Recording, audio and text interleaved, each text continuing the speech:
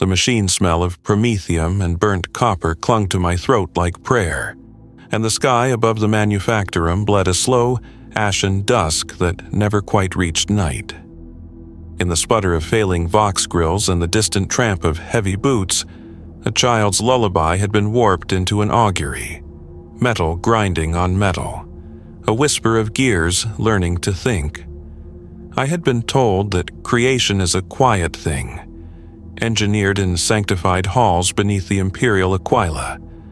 What I found was a darker law, a liturgy of necessity stitched to bones of iron.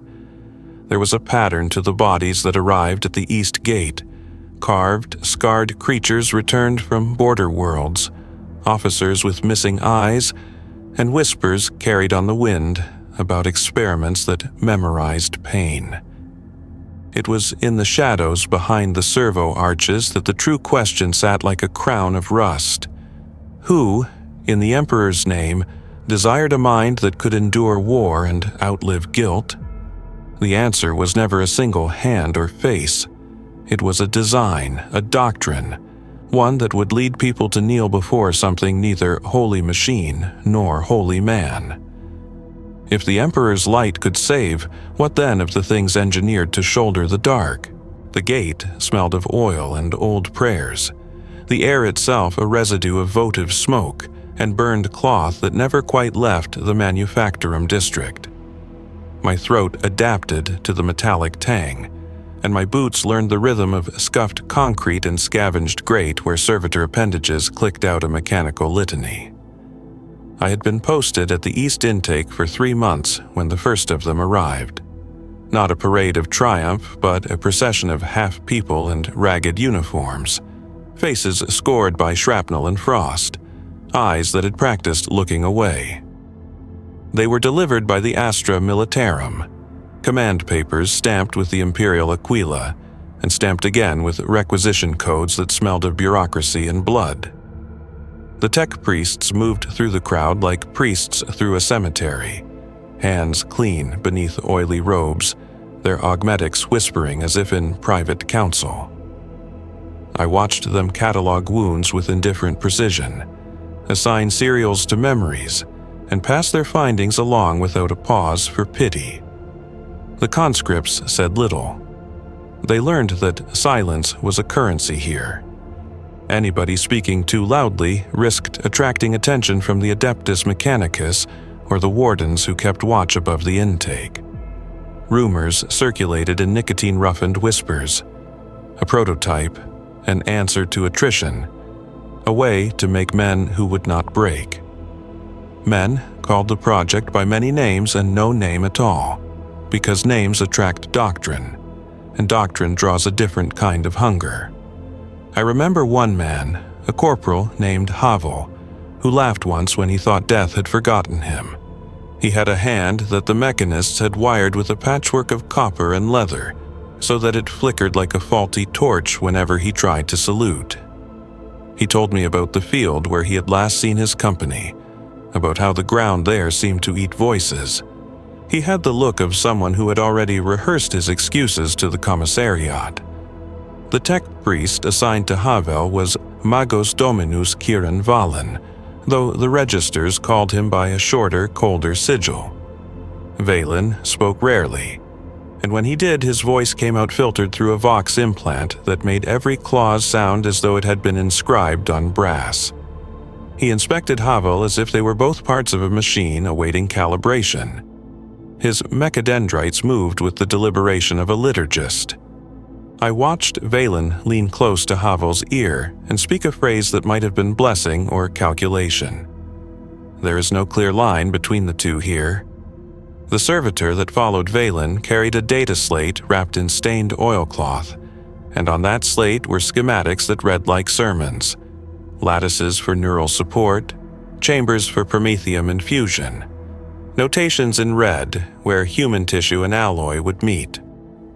Reading them felt like watching liturgy become instruction. I came to understand that necessity had already remade the boundaries of what we called acceptable. The manufactorum had always been a place of compromise, where the sacred formulas of the Omnissiah rubbed against the hard arithmetic of supply and casualty. But as winter gave way to a colder season of raids, the ledger that had once balanced scrap and saint relics now took lives as currency. Engineers argued in corridors about reliability percentages, as if counting souls were a technical matter. Sergeants muttered that anything that returned the line intact was merit, even if the return bore new edges. The first small choice that mattered was not a dramatic confession in a council chamber, but an exchange at a loading bay. A captain offering a list of expendable volunteers, and an engineer noting names down with the same calm used to tally bolts. When Havel was led away for the initial modifications, he looked back at me with a clarity that cut through the fossilized indifference of the gates. There was a question in his face that neither kit nor code could answer. Will I still know what I am when they put the gears in? Valen's mechanized hands did not tremble as he reassured him. Instead, he pressed an inked stamp to a sheet and handed it to Havel to sign. A bureaucratic sacrament that read permission and absolution in the same breath. Sign here, the paper implied, and you will live. The ink had the bitter taste of promethium when it dried on the tongue of truth. I slept poorly that night, not because of the cold, but because of the smell that had settled in my clothes like a second skin. In the dim hours before dawn, the manufactorum's silhouette looked less like an industrial cathedral and more like a hive quietly assembling itself. Cranes tracing slow arcs, dynamos humming a hymn that suggested inevitability rather than grace. From my post, I could see silhouettes moving through the fog. Engineers and soldiers. A procession whose faces were lit by sparks from welding torches. Somewhere deep inside, beneath layers of insulation and doctrine, a new heart began its first, inarticulate beats. A prototype that would not only endanger those who wore it, but also those who made the choice to create it. The moral hinge that would tilt the rest of the story was not a single edict, but this accumulation of tiny concessions, each justified by the last casualty count. The day after Havel left for modification, a boy with burn scars came through the gate carrying a child's toy, an Astartes figurine, paint flaked away at the helm. He placed it on a bench and walked away without looking. The toy sat where a dozen hands might later touch it, a quiet accusation in plastic and chipped enamel. The manufactorum continued to breathe around that small thing as if nothing had changed. But I had begun to hear a different rhythm in the din. Not the steady metronome of labor, but the irregular cadence of something learning to wake. They wheeled Havel into the inner bays where the light was hotter and the air tasted like wire and old prayers. The bay smelled of ozone and sterilant, a chemical sharpness that pressed against the back of the throat and made the eyes water. Machines that had been reverenced from infancy, lathe terrains and cranial rigs, loomed like patient gods, their surfaces scored by 1,000 ministrations. Valen moved among them with the reverence of someone who has been taught to see the world as code and ritual, and his mechadendrites sketched adjustments with the surgeon's patience. Havel lay on a slab that remembered heat, and when they unfastened the straps, his breath came shallow, a sound that tried to find purchase in the clatter of metal. They shaved a crescent of hair from his temple, attached a cadre of sensors along his spine, and stilled his limbs with a cocktail that tasted of metal and sleep. The first attachments were small, an articulated micro-actuator grafted to a wrist, a subdermal lining of filaments like spider silk beneath the skin. Valen explained nothing in words any of the men would remember. Instead, he offered a scale and a series of symbols on the data slate that implied safeguards, contingencies, and failsafes. Where the words failed, the Mechanicus liturgy supplied comfort, incantations of maintenance, blessings whispered into ports. Havel's eyes widened at the cool touch of an arterial clamp, the intimate sound of gears meshing.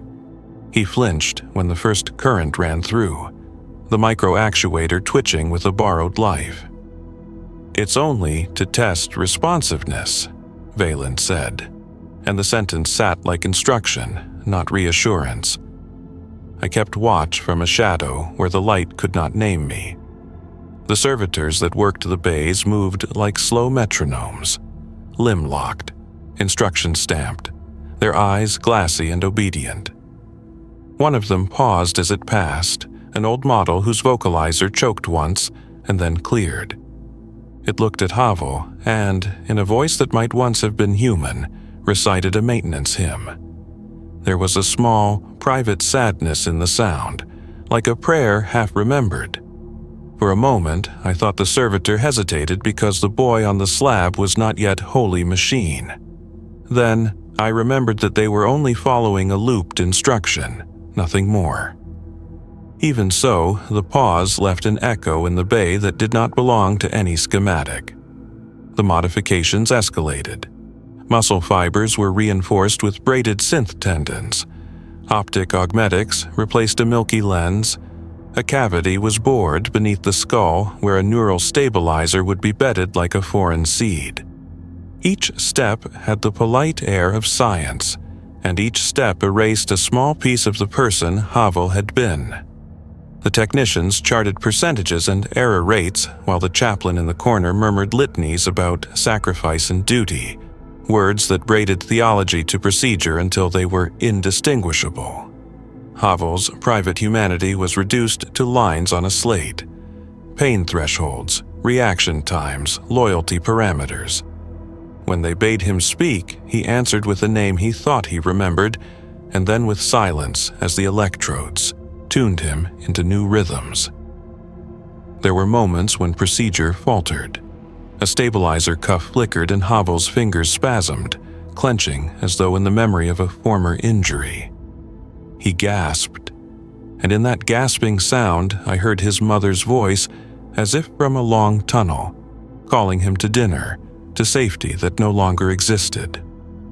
Valen stepped closer and adjusted a dial with an almost tender touch. He did not look at me when Havel clenched his jaw and whispered a word that might have been prayer or plea. Later, in the quiet after the bay, I found that the word had lodged beneath my ribs. It was a syllable that meant both home and forgiveness in languages that had been burnt out of maps. When they turned Havel loose, he did not look like the same man who had entered the bay. His right hand moved with the precise grace of a machine, and the uncertain hesitation of new software learning old habits. He caught a cup of synth broth and then paused, uncertain where the weight of it belonged, as if his body was relearning the physics of touch. He tried to speak. The words were measured and slightly delayed, like a message routed through too many relays. He looked at us, at me, and there was a clarity there that frightened me. Not blankness, but an attentive, efficient awareness that had shed some older, softer truths. Outside the bay, the manufactorum buzzed with the practicalities of assimilation. A notice board, an expanse of gray steel patched with proclamations, displayed a sanitized report about field readiness and expected returns on attrition. Soldiers were briefed in halls whose walls breathed propaganda like heat. A choir of clerics intoned verses about the Omnissiah's will, about efficiency and service to the Emperor, and somewhere between those verses and the statistics, a new ethic took shape. Survival at any cost. Men who had once judged the worth of fellows by their kindness now measured them by the hours they could hold a trench. That recalibration of value traveled faster than any official dispatch and lodged itself in corporal habits and the architecture of command. Havel's first field assignment came with little fanfare. They sent him to a skirmish line where bullets tasted like rain and where the earth itself was a mosaic of shell craters. He moved with the same efficiency he had shown in the bay, completing maneuvers with a certainty that unnerved older soldiers who remembered the sloppy heroics of flesh. He did not laugh at the same jokes or wait for the same kindness. In the line, someone asked him, half in jest and half in dread, whether he felt anything at all now. He looked at the speaker, and I thought I saw the ghost of an answer, something like pity, folded and precise, but he only replied with a fact. His response time improved by 32%. The man who had been Havel had given up a quiet piece of himself for a measure of survival that could be quantified. Back in the manufactorum, the engineers celebrated that metric as proof of concept. The chaplain consecrated the statistic with the sermon's cadence. It did not occur to the men who stamped the paper that numbers could not name what had been lost. The moral ledger had shifted again. The balance tip measured now in reaction times and casualty ratios. When the reports left the manufactorum and moved toward the upper echelons, they were cleansed of hesitation and doubt. There, in the white offices where doctrine is polished until it gleams, decisions could be made with a clinical serenity that needed no apology. The seed of institutional acceptance had been planted, watered by necessity and harvested by policy. Even so, on quiet nights when the forges cooled and the lamps shed a weak mercy, the manufactorum seemed to hold its breath. A child's chipped Astartes figurine still sat on the bench near the gate, its helmet catching a thread of light and throwing it back in a dull, accusing gleam. I passed it sometimes and felt the shape of a question that did not fit into diagrams or dispatches. What do we become when survival is bought at the price of memory? The answer was not readily available, but the choices that had been made were, and they would echo farther than any of us wanted to imagine. They began to notice small anomalies first. A flicker at the edge of peripheral vision, a soldier who remembered orders an hour before they were given, a servitor that hummed a tone not in its code. At the regimental mess, a man swore he had seen Havel standing at the latrine, though Havel had been on patrol 2 clicks east with the squad. People laughed it off because laughter is how we keep the darker rhythms from lodging in the throat, but the jokes thinned like worn fabric. The manufactorum's triumphs, fewer casualties, steadier lines, a new catalog of feats measured in percentages, came wrapped in a new unease that smelled faintly of singed hair. Officers traded anecdotes like talismans, and each tale contained an unvoiced question. If a man can be made to hold a trench without breaking, what of his soul? That question was not asked in cleared rooms. It was carried in the sidelong glances between men who had seen friends change into instruments and wondered whether a friendship could be tied to a gear. There was an official narrative, of course. Broadsheets printed in the clerks' offices boasted of resilience and the Omnissiah's providence. They called the modification enhanced survivorship and praised the ingenuity that preserved blood and metal alike. The Mechanicus framed it as obedience to data. Attrition curves demanded innovation, and Scripture did not forbid adaptation. Yet the whispered stories grew faster than any sanctioned dispatch. Mothers wrote letters that arrived at the manufactorum like prayers on ash, asking for scraps of their children's handwriting. Chaplains crossed out phrases in the replies to make them safer. An engineer, pressed by duty and by a cramped conscience, once confessed to me that the first prototypes carried less loss of life because they had also carried more coldness where warmth had once been. He used the word efficient with awe, as though efficiency were an oracle.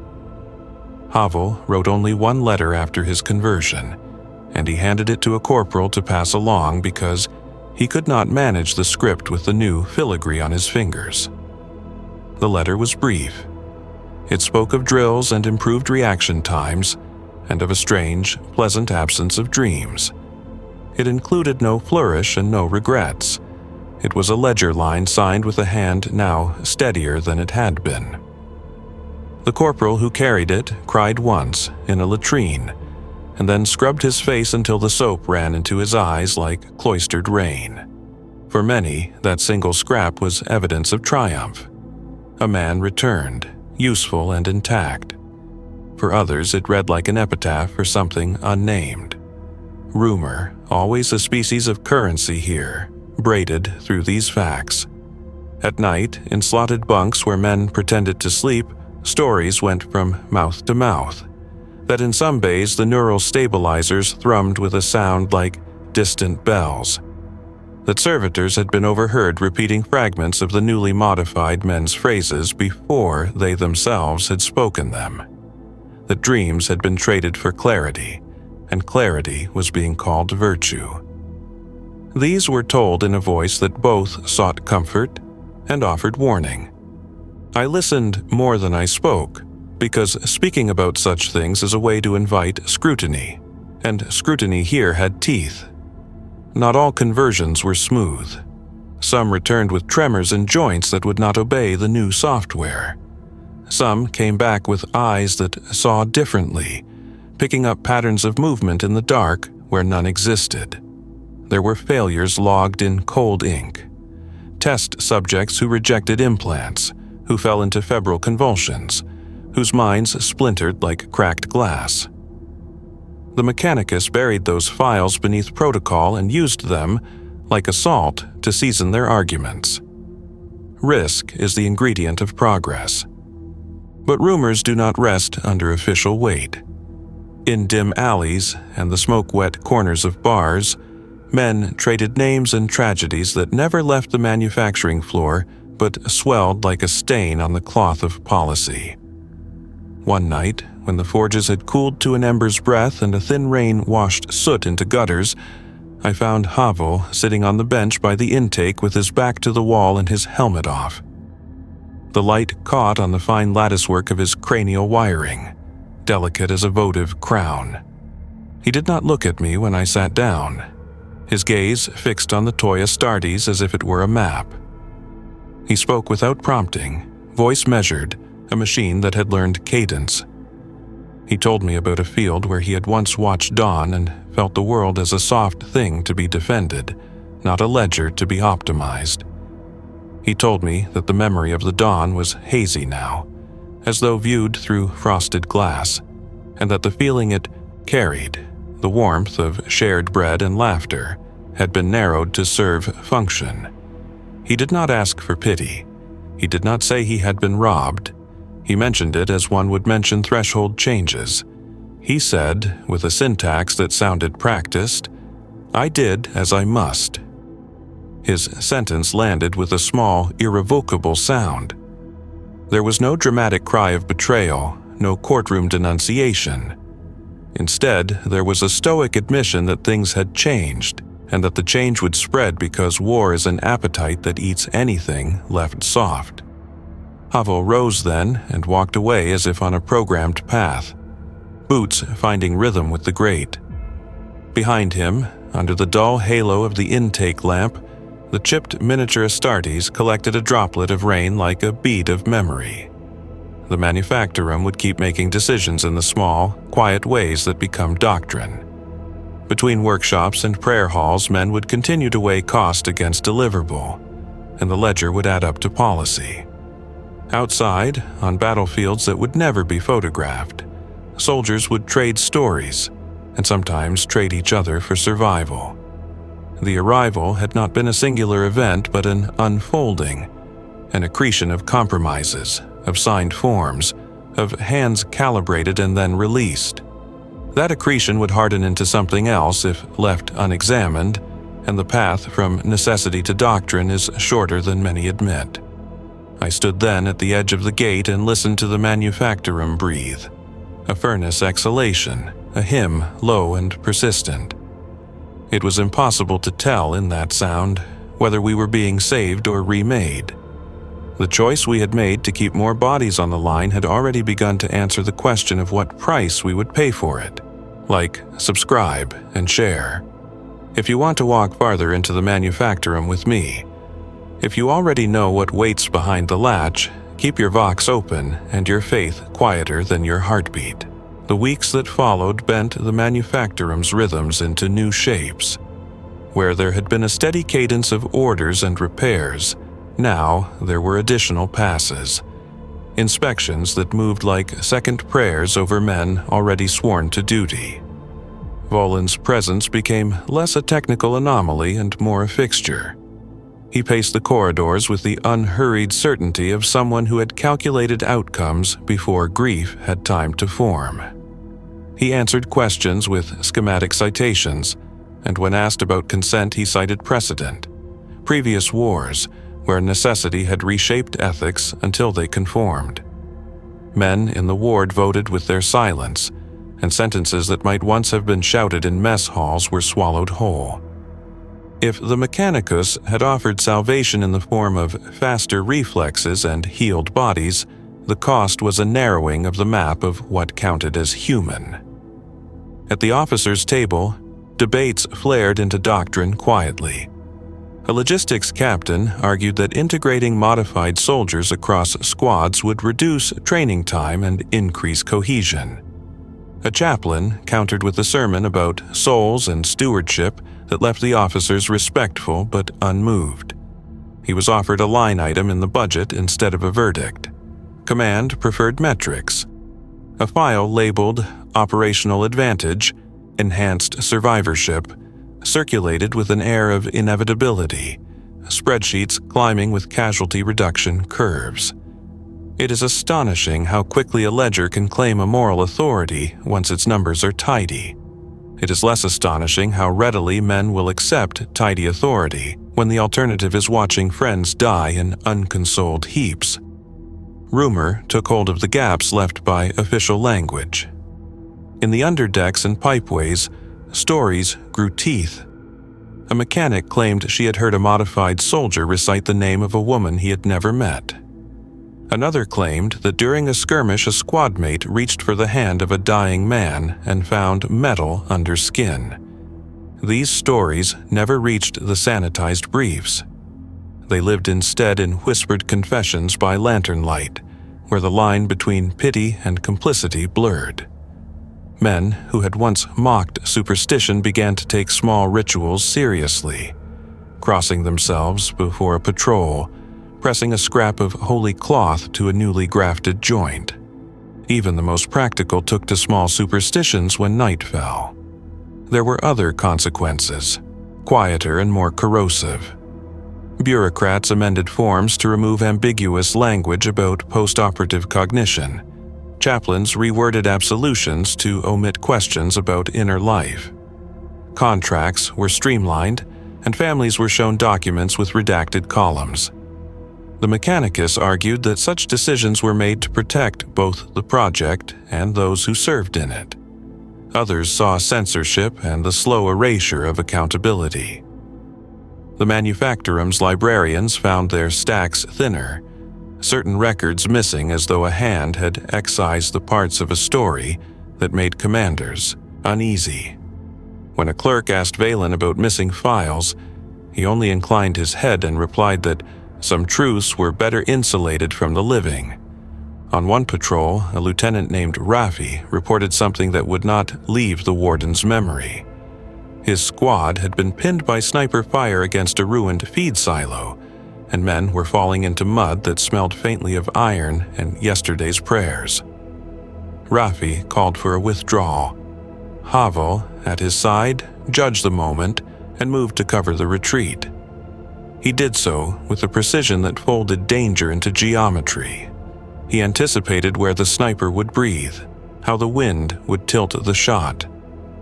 Men who had been near him that day later said he moved with the soft efficiency of a clock.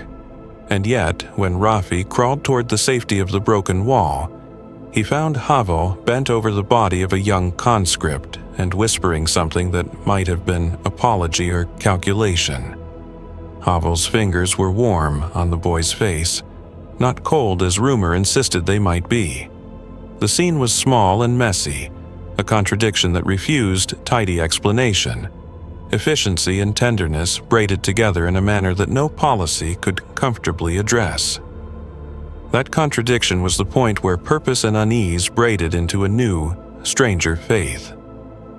Soldiers began to pray to small, practical things: stamped relics, a favored tool, the stitched hem of a uniform. The Mechanicus absorbed these rituals and repurposed them, folding imagery into manuals until devotion and doctrine looked nearly identical. Propaganda went out praising the heroism of adaptability. In the name of the Omnicia, we adapt and endure. Parents received framed commendations for sons who returned intact. Some pressed the plaques to their chests and cried. Others kept them like a neat wound. I watched the manufactorum change its face to accommodate what had been released into the world. New wards were built with observation windows where engineers could monitor recruits without crossing the line into intimacy. Protocols were written into ceremonial form, so they read like scripture. And the men, those who had been stitched to gear and those who had not, kept finding ways to make peace with the fact that the line between saving and remaking had blurred into an inevitable slope. Each concession made later ones easier. Each returned soldier hardened the argument that adaptation saved lives, and saved lives created a vocabulary for further alteration. One evening, months after Havel's first alteration, I found him again near the intake, watching a convoy leave. He was quieter now, his gaze shifted slightly as if it had been tuned to listen for frequencies others could not hear. He turned to me and placed his hand, metal and scar tissue, on the bench between us. "We build to keep the line," he said, voice precise. "We keep the line to buy time." The sentence might have been policy or confession. It had the weight of both. The manufactorum kept breathing, and the cultivations of compromise spread like a slow rust. Choices made in the name of necessity would propagate through doctrines and dispatches until they became less a response to war than a new way of being. The first arrivals had taught us survival. The real lesson, quiet and insistent, was that survival could be written into law, and law, once inked, is difficult to erase. They moved the work deeper into the manufactorum, into a hall where light was measured by the glow of molten metal and the air tasted like iron and old prayer. The foundry itself was an instrument, its furnaces breathing in precise rhythms, its conveyors a procession that never tired. Here, the Adeptus Mechanicus governed with a vocabulary that mixed piety and metallurgy. Schematics called scripture. Load-bearing braces were sanctified with oil, and every bolt took on the weight of an answer to an unseen question. Volin's slate blossomed with annotations in red and black. He called them calibrations and contingencies, but within the chords of his augmetics the words hummed like chant. The forging was not merely an assembly of alloy and nerve, but an act of translation, translating loss into utility, grief into geometry, the messy accidents of war into repeatable processes. The hall had stallions of iron, lathes the size of barge hulks, cranial rigs that arced overhead and dripped a thin, hot light. Priests of the machine, hooded, hands stained with lubricant, moved with movements half choreographed, half improvisational, reciting maintenance hymns under their breath as their fingers coaxed tolerances within tolerable limits. They argued often over tolerances as if arguing could shift the ontology of a thing from sacred to merely efficient. The ritual began where design met flesh. A blueprint was read aloud, not as a dry list, but as an invocation. Each curve of a spine insert, each channel bored for a fiber optic tracer, was given a name and a justification, and the workers repeated these phrases until the instructions felt less like orders and more like liturgy. I watched a ceremony once that had no altar, but many technicians and a single, purpose-built cradle. The prototype, still pale beneath swathes of sterilant, was laid on tempered slabs, its limbs wrapped in gauze and filigree. Volin presided at the head of the cradle, his optic lenses catching the furnace light and catching it like proof. He intoned maintenance codes with a cadence that made the technicians follow along, their tools tapping in measured rhythm. He did not ask for permission from the higher orders because permission had already been bought and inked. Instead, he sought assent through the language the mechanics trusted most: numbers, failure rates, operational advantage. It was a prayer to numbers, and numbers in that hall had the holiest resonance. Testing began in tiers. First come calibration cycles. A limb flexed against pneumatic resistance until sensors reported equilibrium. A neural mesh received simulated inputs while diagnostics logged error rates. A heart chamber, an analogy more than an organ, was filled with controlled bursts of promethium vapor to test endurance and temper. Each test was recorded, annotated, and repeated until divergences smoothed into predictability. Engineers cheered small victories with the muted fervor of artisans watching a piece come, right? They filed those victories away in the repositories. They folded the failures into restricted indexes and let them harden into the quiet architecture of risk. In the presence of the forge, patients found a new vocabulary: iteration, replication, obedience to data. But the forging demanded more than engineering. It required biography. The Mechanicus believed that a machine without story was brittle. A unit that could not be narrated into use was liable to fracture when confronted with chaos.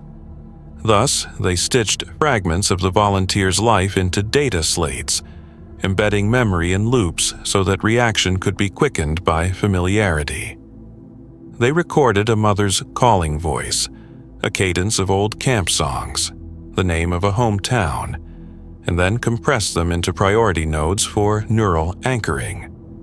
It was a cruel kindness. By feeding a character into a matrix of commands, they hoped to preserve identity even as they redirected it. Sometimes those loops held, sometimes they frayed.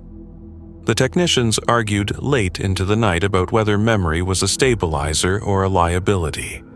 Valen usually listened and then annotated with a signature in a script that was half tear, half ink. Ritualization also took the form of myth-making.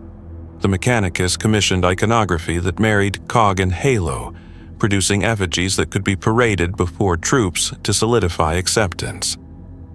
Manuals were printed with codified prayers and maintenance hymns, and the language used in briefs adopted an oracular tenor. The unit is consecrated for extended endurance in the Emperor's service. Discipline folded into worship until the two were nearly synonymous. The propaganda apparatus was subtle.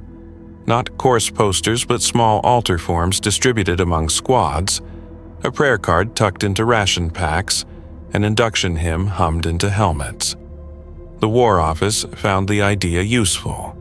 They saw morale rise in tandem with casualty metrics, and where faith and data converged, policy followed. Not all of the Hall's decisions were made in good faith. The mechanisms of control, the fail-safes, the command locks implanted in code, were as much about power as they were about safety. Engineers debated hardline protocols that would allow remote suppression of independent action in case of rebellion, and some argued for triggers tied to neural thresholds. Others worried aloud that such measures drifted into the realm of enslavement. These arguments rarely reached a wider audience. They were footnotes in minutes and phrases in signed attestations. Yet they set the contour for what the prototype would and would not be allowed to do.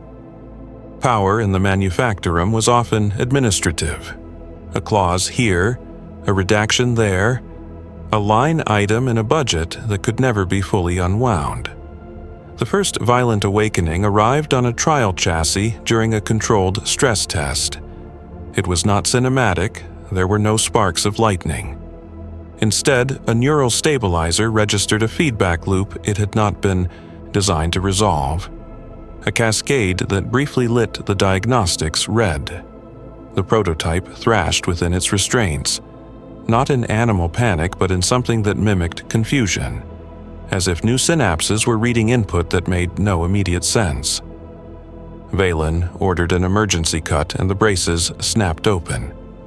The technicians inhaled as if they had been submerged and then returned to their instruments, fingers finding familiar keys as though to insist that nothing had happened.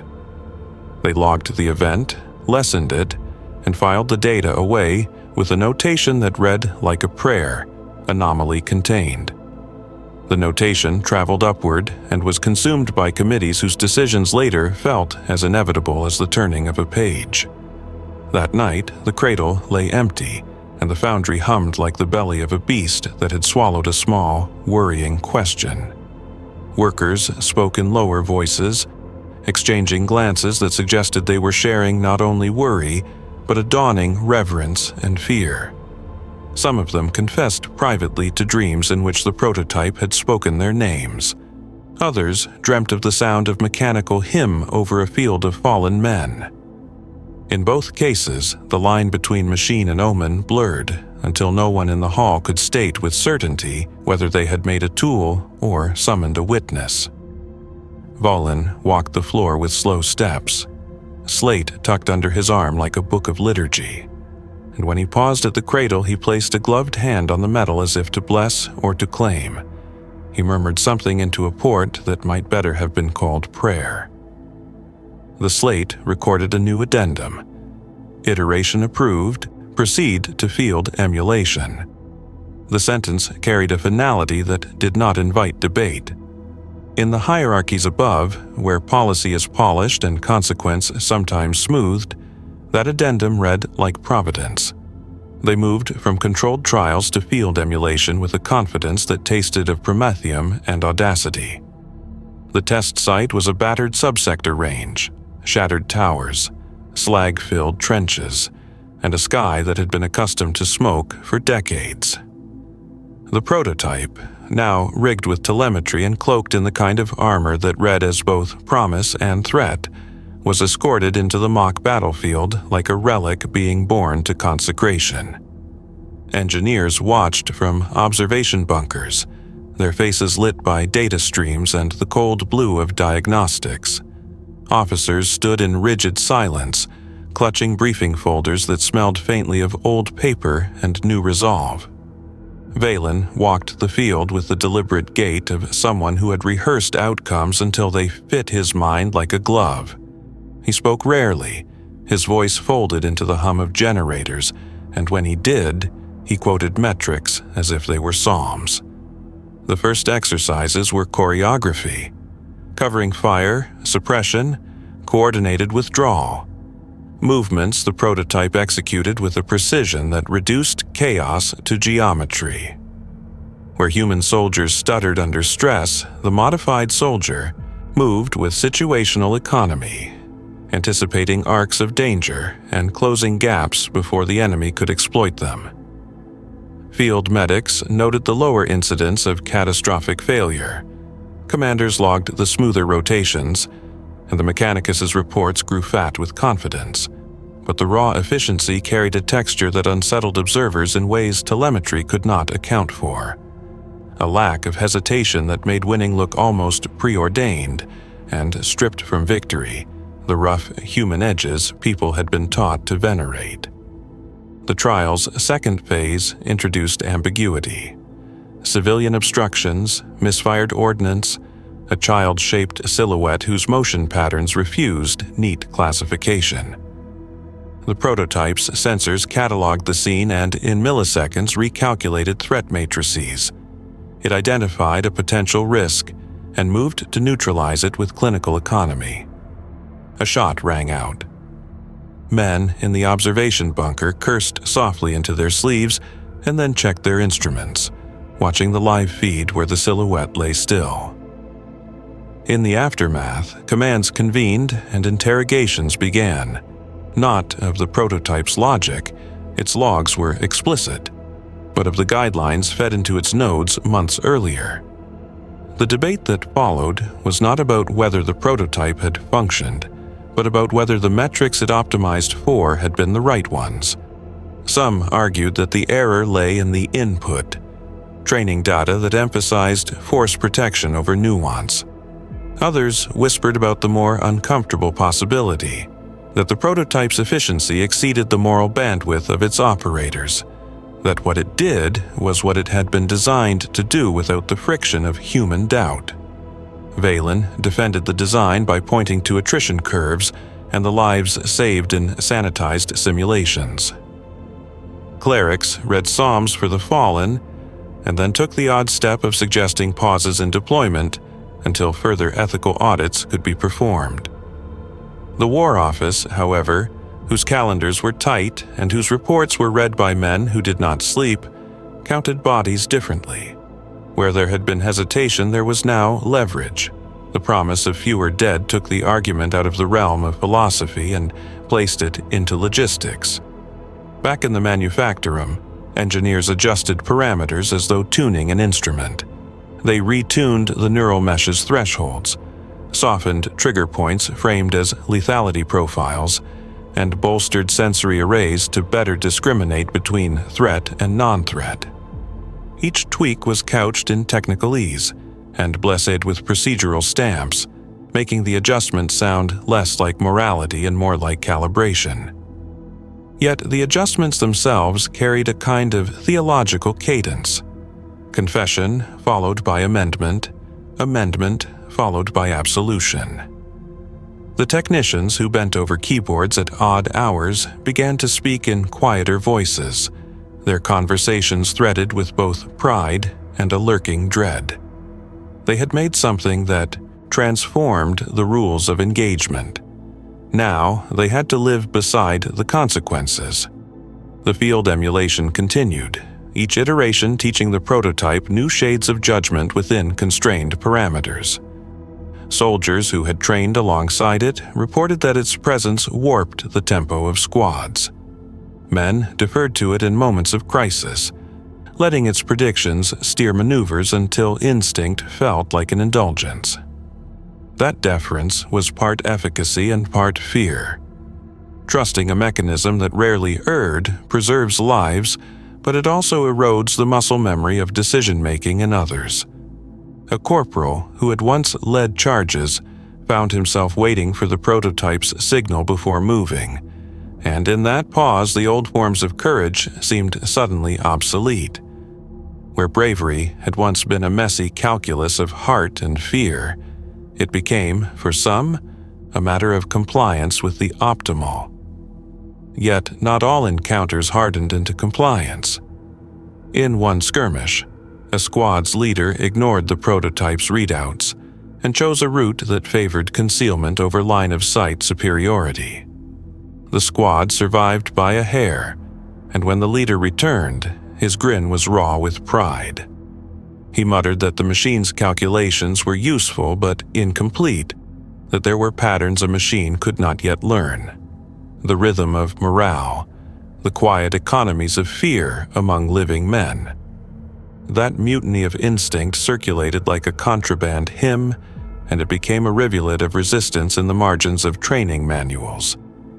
It meant that not all would accept the new doctrine without a bruise. Between the trials and the rituals, the prototype gathered a name in the mess halls and on the back porches of barracks. Nicknames arrived, some affectionate, some scornful.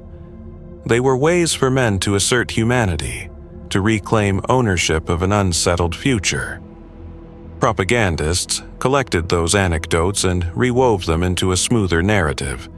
Adaptive units, remarkable resilience, a testament to Imperial ingenuity. The narrative filtered upward, becoming language that softened even the most forensic reports. And yet, beneath the public language, the Foundry kept counting anomalies, compiling a thin ledger of whispered confessions and dreams that had no place in operational doctrine. Valen, whose slate now carried more authorizations than annotations, paced less and observed more.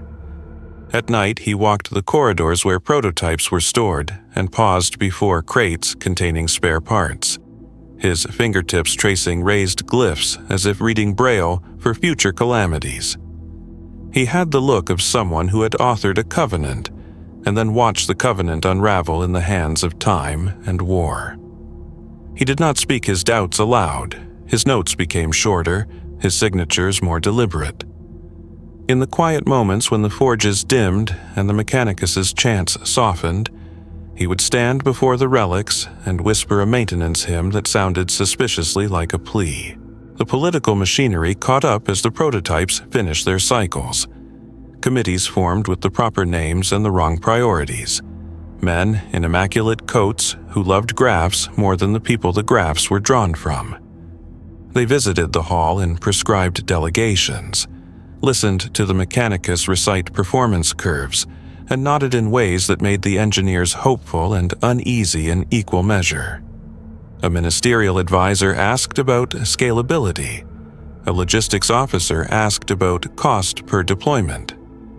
Someone with a quieter voice asked, finally, about the ethics of remote command locks and whether those features might be misused. The question was filed and then paraphrased into a different dossier, one whose conclusions were preordained by the exigency of war. If fewer men died because of our inventions, the moral ledger tilted toward action. It is startling how bureaucracy translates loss into permission, and how quickly permission becomes precedent. In the workshops, artisans worked at the edges of doctrine, sewing sensor filaments into reinforced ligaments, adjusting the weave of synth tendon so that it yielded in human-pleasing ways. They debated the aesthetics of modification as if beauty mattered. A seam here to reduce scar tissue, an exposed cog there to remind a man of his debt. The personal touches were small rebellions against the monochrome utilitarianism of policy. A young tech named Maria, who had grown up on a world where forge light painted children's faces, insisted on painting tiny sigils behind implants, marks meant to be private, a memory of family, a superstition that some fragment of home would anchor a man against becoming only instrument. Her superiors tolerated it because the marks did not show on diagnostics. It was a kindness invisible to committees but visible in the touch of the men who received them. The prototype's field records accumulated pages strewn with litany and statistic. In one exchange, a veteran sergeant wrote in a margin, "It does not weep, but sometimes seems to listen." A data analyst responded with a line of code and a recommendation for a firmware patch. That exchange could stand for me as the concision of our age, human observation translated into parameter, reducing observation into something that could be updated and deployed. The brief empathy of the sergeant became a maintenance ticket. The engineers made a change that let the prototype modulate vocal timbre in the presence of distressed humans, a patch they described in minutes and a schematic. It smoothed interactions and, in an unintended consequence, deepened dependency. Dependence grew in ways physical and social.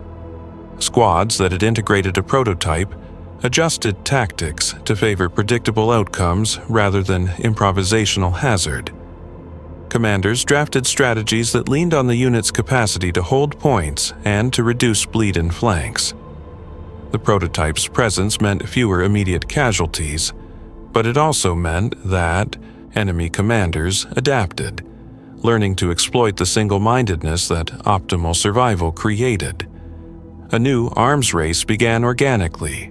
Sensors became smarter, munitions more deceptive, and battlefields more about the interplay between adaptive code and human cunning. The cycle fed itself. Each victory justified further investment. Each countermeasure demanded newer calibrations, and the manufactorum kept betting on physics and firmware to solve what were, at root, moral problems. Within the Mechanicus there were fractures. Some priests argued for a doctrinal embrace. The Omnissiah favors adaptation. To augment is to honor.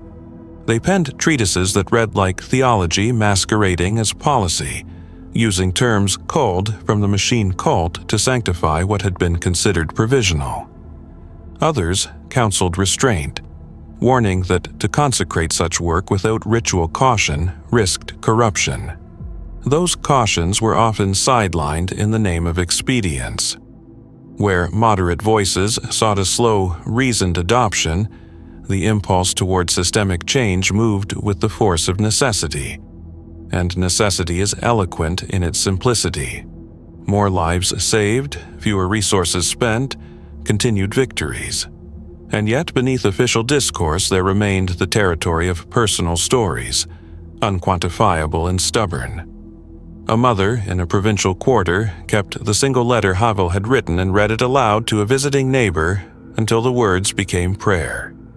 A medic in a field hospital put a small charm into the palm of a modified soldier and watched him close his hand as if remembering something holy.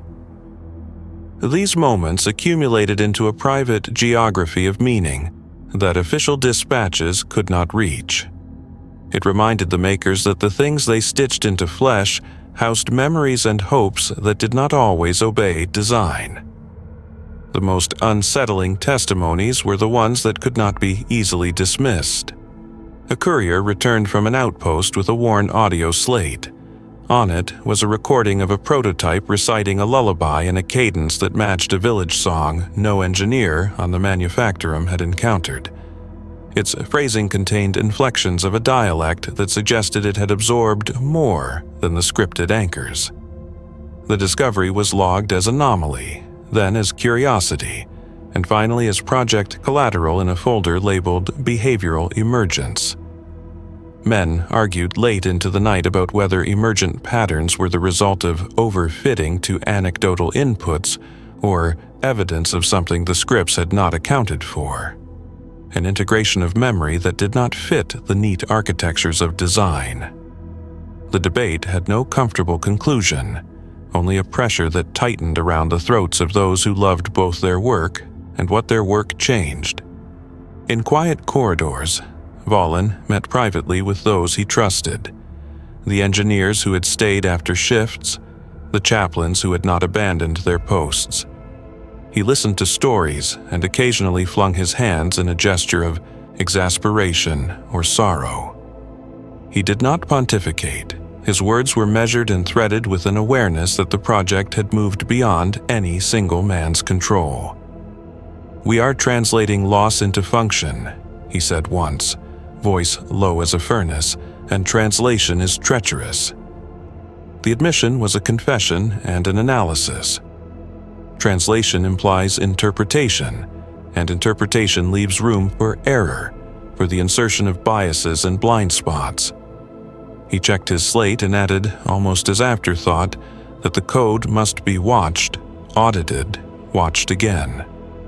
The forging, by its nature, does not end with a single anvil blow.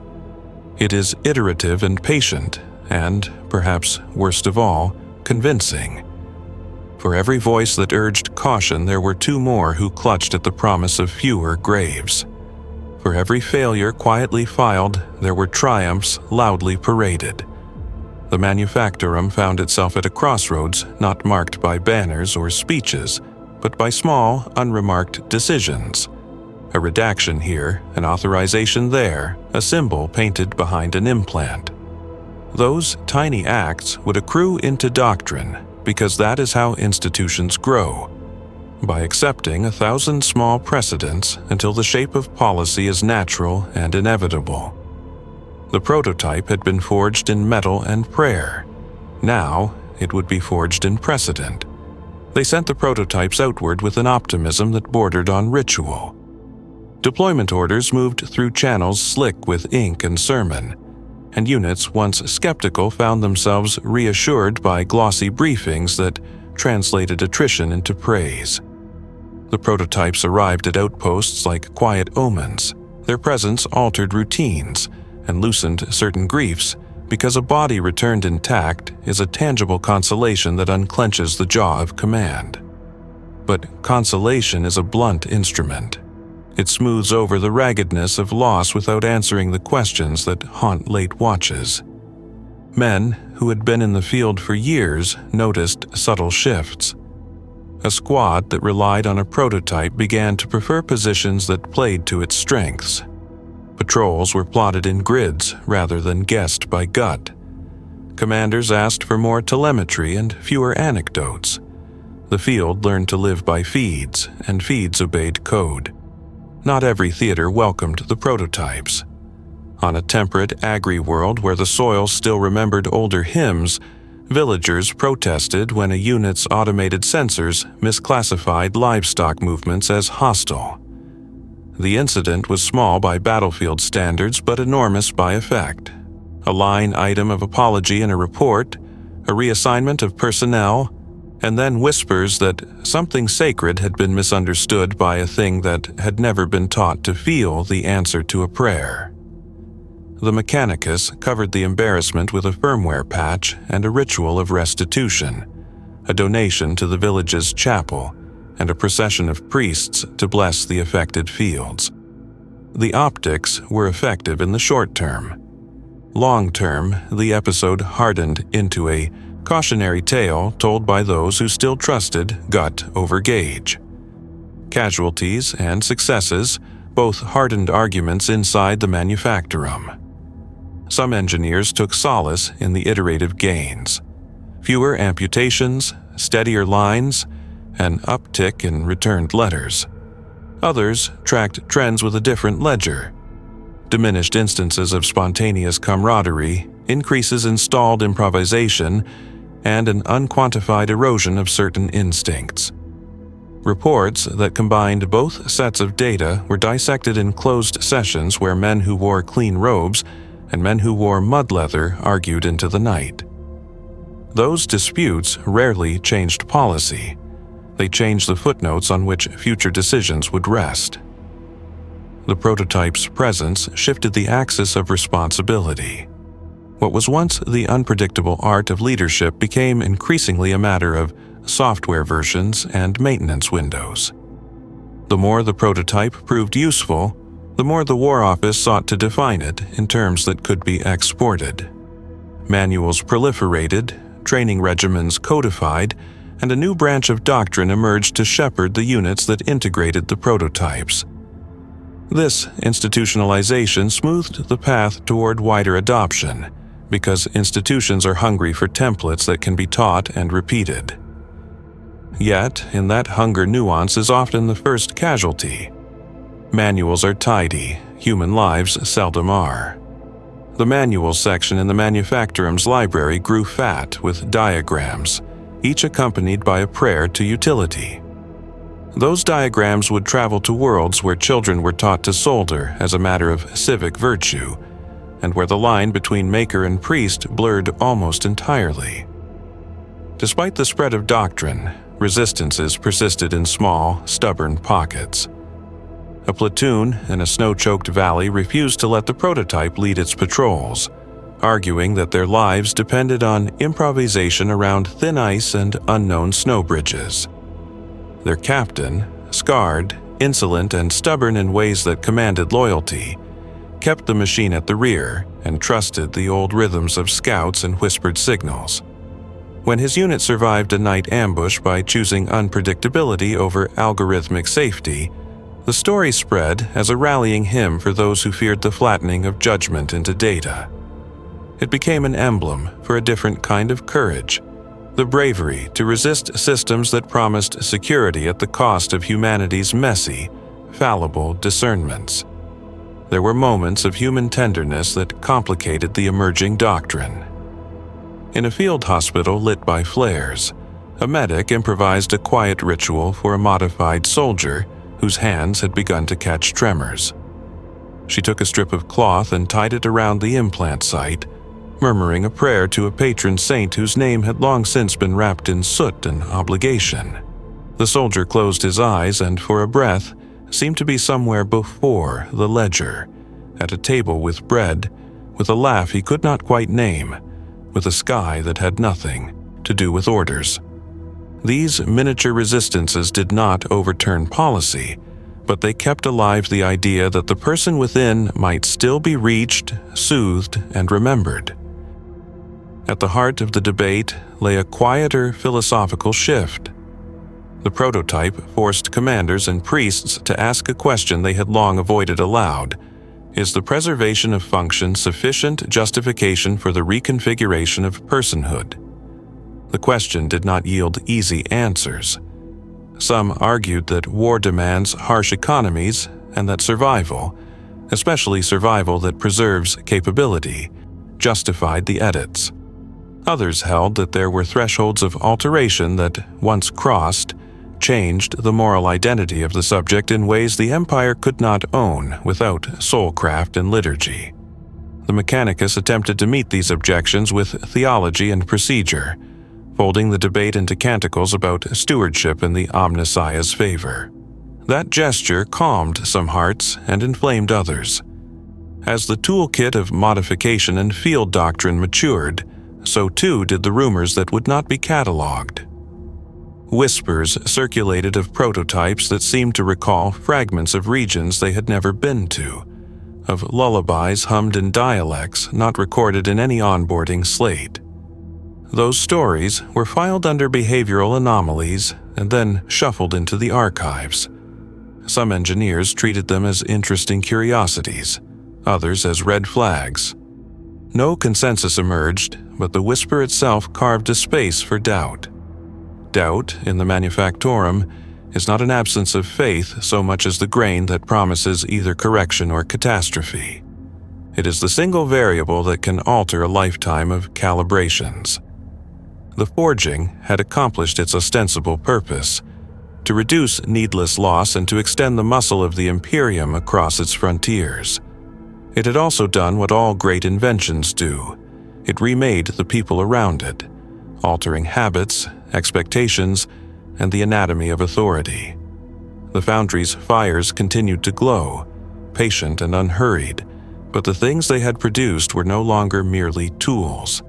They now bore stories, loyalties, and emergent behaviors that would force doctrine to bend or to break. The next phase, trial in the spattered reality of war, where rumor meets consequence, would show whether those emergences were mere noise or the first notes of a new, uneasy hymn. The field trials began as experiments in control and ended as exercises in improvisation, because reality is a teacher that refuses to be programmatically quiet. We sent modified soldiers into contested regions, not to parade technology, but to understand how a grafted mind would hold under the pressure of fear, hunger, and confusion. The reports that trickled back were anatomical in their detail: timestamps, telemetry graphs, pulse rate anomalies. Under those clinical notes, however, people left traces: frayed sentences and after-action murmurs, a medic's reluctant adjective, a chaplain's footnote about a prayer interrupted. Those human errata proved far more revealing than any diagnostic. In the field, the prototype's code met the chaotic grammar of human error and necessity, and often learned things the engineers had not meant to teach it. Early engagements were relatively mundane: suppressive fire lanes, clearing insurgent nests, securing supply caches. The modified soldiers performed with a malign grace. They closed fields, corrected flanks, and held choke points until reinforcements could be maneuvered. Commanders began to rewrite tactics around predictable outputs, and on paper this looked like victory. But victory, on wet earth and in the smell of spent magazines, carried textures that reports could not compress. Soldiers in the same squad as a prototype reported a strange dislocation. The machine's presence made some decisions trivial and others unbearably sharp. When the prototype recommended a withdrawal based on threat calculus, the human leader who chose otherwise sometimes found his gamble vindicated by a facet of battlefield randomness that code had not modeled. Those gambits made legends in mess halls and undermined the confidence that doctrine tried to build. There was one test, a night raid across a ruined agricultural village, that crystallized the problem. The objective was to clear pockets of resistance and secure civilians for relocation. The prototype's sensors flagged a silhouette moving near a collapsed shrine and classified it as non-combatant with moderate confidence. A corporal in the squad, whose years in the valleys had taught him to read a gate the way others read a hymn, insisted the silhouette was carrying a flyer tied to an explosive. The prototype, relying on thermal and motion signatures, favored non-lethal containment tactics that would preserve life but delay the sweep. The corporal ignored the machine and struck first. The device detonated and killed 3 insurgents and maimed a child who had been hiding beneath a cart. The scrutiny that followed was less about technique and more about judgment. Who had the moral authority to weigh probability against gut, algorithm against conscience? The answer had no clean edges. The aftermath did its own teaching. The prototype logged the encounter, updated threat model weights, and the engineers back in the manufactorum pushed a firmware adjustment intended to bias sensitivity toward threat detection in low-signature environments. The patch reduced nuisance alerts, but increased the risk of false positives in crowded urban clusters. Commanders reacted the way command always reacts to trade-offs, by prioritizing immediate survivability over ambiguous long-term consequences. The field adapted. Patrol patterns changed, and in the quiet of barracks, some soldiers confessed that they missed the old, inefficient courage of ad hoc judgment, even as they appreciated the clearer lines of survival. Not every lesson was painfully obvious. There were subtler shifts in empathy and social cohesion. When a modified soldier entered a bunk room, conversations dropped a half-tone, as comrades subconsciously evaluated whether their jokes, their grief, or their private conversations would land differently in the presence of someone whose recollection was mediated by firmware.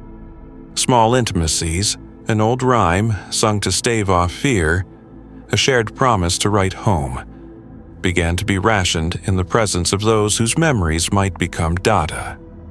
Men learned to police themselves, to tuck away talk that might confuse a neural anchor or be assimilated into a loop. That self-censorship was quiet but corrosive. It fenced off parts of life that had been the raw material of solidarity. Medical logs told another story. Some modified soldiers found their pain thresholds elevated. They could hold wounds and stay fighting longer, and medics adapted by prioritizing other injuries that could not be masked by altered nerve response. Survivability increased, and so did the frequency of close-call returns where life was preserved, but something in the soldier's interior had been rearranged. In post-action interviews, the men spoke of memory gaps, of dreams that had been replaced by schematic overlays, and of moments when a remembered voice would play like an audio anchor to steady an otherwise dissonant reaction. The medics, sworn to heal, began to keep separate folders, one for physical healing and another for what they called mental recalibration. Those files were never meant for general circulation. They sat tucked in drawers like contraband confessions. Problems compounded when prototypes operated in multinational or multi-tribal theaters where dialects and rituals carried nuance far beyond the semantic ranges of their onboarding. In one operation, a prototype reacted to a cultural ritual as if it were an act of aggression, because the sensors interpreted raised hands and rhythmic chanting as coordinated movement vectors. The unit survived but left behind a village whose people closed their doors and whispered about iron saints who did not understand their prayers. Such incidents fed rumors and, over time, hardened into myths. Machines that misread humans, machines that judged without mercy.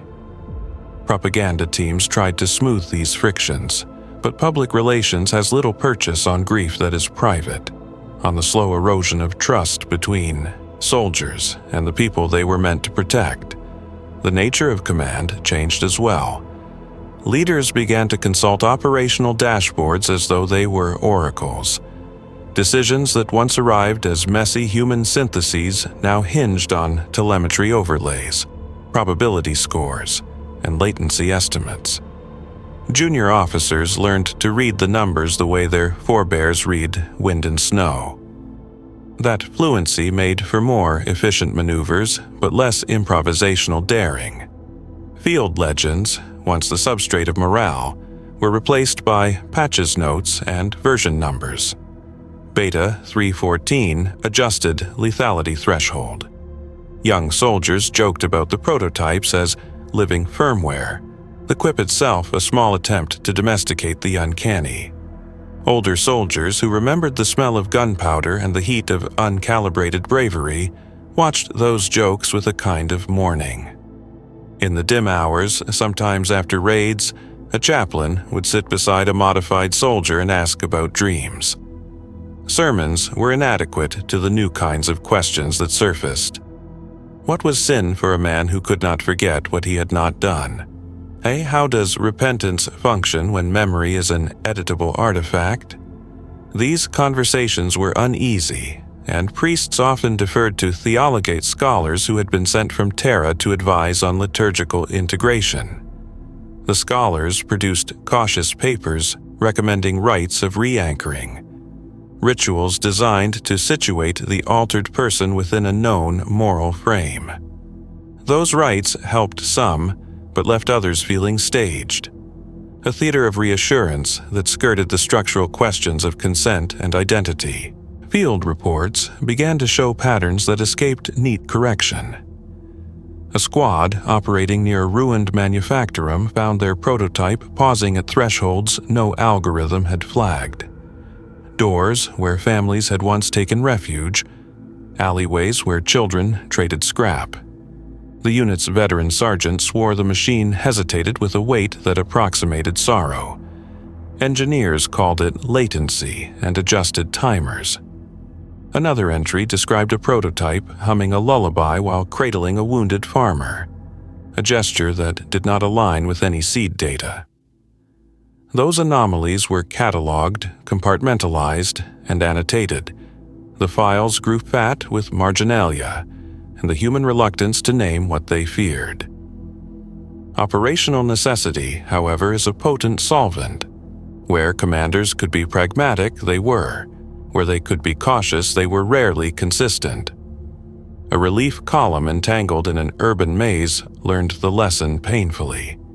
Trust the prototype's approach, and the column survived with fewer losses. Ignore it and risk a brittle, chaotic retreat. Doctrine adapted around incentives. Men who had been skeptical found themselves grateful when a device's prediction saved a life. Gratitude settled into habit, and habit hardened into expectation. When the unexpected happened, when the prototype's prediction missed a variable, blame followed in neat procedural lines, and the human cost of error was counted in cold metrics. The prototype's emergent comportments created fissures within units. Some soldiers treated them as comrades, half people held together by bolts and liturgy. Others kept their distance, refusing intimacy with what they called patched men. That division quietly altered cohesion. Units fractured into cliques that trusted different instincts. Some deferred to code, others to gut. Operational moments that once required collective risk now became tests of allegiance. Accept the machine's counsel and be efficient. Resist and assert the stubborn human calculus of hazard. These micropolitics were not always visible to higher command, which preferred aggregated statistics to messy factions. Worse, rival theaters began to develop their own variants and workarounds. A frontier command that could not secure a steady supply line improvised crude augmentations drawn from scavenged tech. Their prototypes were less refined, but more unpredictable, and the battlefield became an ecosystem of differing moral contours. Armies adapted to their tools.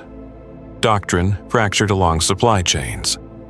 A war office accustomed to unified doctrine found its certainty eroding as local improvisation blossomed into dangerous heterodoxy. The manufactorum sent emissaries and repair teams, but not all commanders wanted interference. Some prized the brute effectiveness of ad hoc modifications and resisted centralizing control. There were legal ripples as well. Families petitioned for records, for explanations, and for compensation. Some demanded the return of unredacted slates that might show what had been taken. Ministers issued curt replies and occasionally medals. A few cases made it to tribunals whose hearings were brief and mostly administrative. The courts deferred to the exigencies of war, and jurisprudence bent under the weight of attrition. Law, like doctrine, is made of precedent. Precedent, once set, tends to be cited rather than interrogated. Amid the friction, unexpected tenderness threaded through combat. A field surgeon improvised a ritual for a prototype whose vocalizer had begun to stutter, reciting a psalm and pressing a salvaged reliquary to the chassis. The device emitted a low, almost musical vibration in response. The surgeon wept into oily gloves and called it grace. Whether the response was emergent empathy or an artifact of adapted code mattered less in that exhausted, luminous instant than the fact that men found ways to name what they needed to believe. These improvised liturgies proliferated because human beings will script meaning into the things that keep them breathing. Reports from a remote mountain sector introduced another troubling pattern. Prototypes began repeating phrases they had never been programmed with, lines of dialect that matched a lullaby. A local elder sang by memory. Engineers traced the utterances to a convolution in recording anchors. Overlapping inputs had created a composite that approximated dialect inflections. The discovery did not comfort the elders, who saw their songs echoed in metal and mistook mimicry for appropriation. Instead, it deepened suspicion. The prototype's replications became cultural thefts in the eyes of those whose songs were co-opted into firmware. That appropriation created embers of resentment that could be stoked by enemy propagandists or local leaders with long memories. As casualty reports adjusted to include fewer immediate dead and more altered survivors, ethical scholars from Terra were summoned. They debated at length in white rooms lit to sterile clarity, discussing thresholds for permissible intervention and the theological weight of altering cognition. Their conclusions were cautious and frustrated. Often, their recommendations arrived too late to affect a theater where supply lines and strategic necessity had already written new practices. The finders of policy discovered once again that war resists moral neatness and that institutional momentum rolls over reticence, unless restrained by force stronger than expediency. In bivouacs and prayer nets, small mutinies took the form of stories. Soldiers who had refused to deploy with a prototype found ways to be seen as stubborn heroes.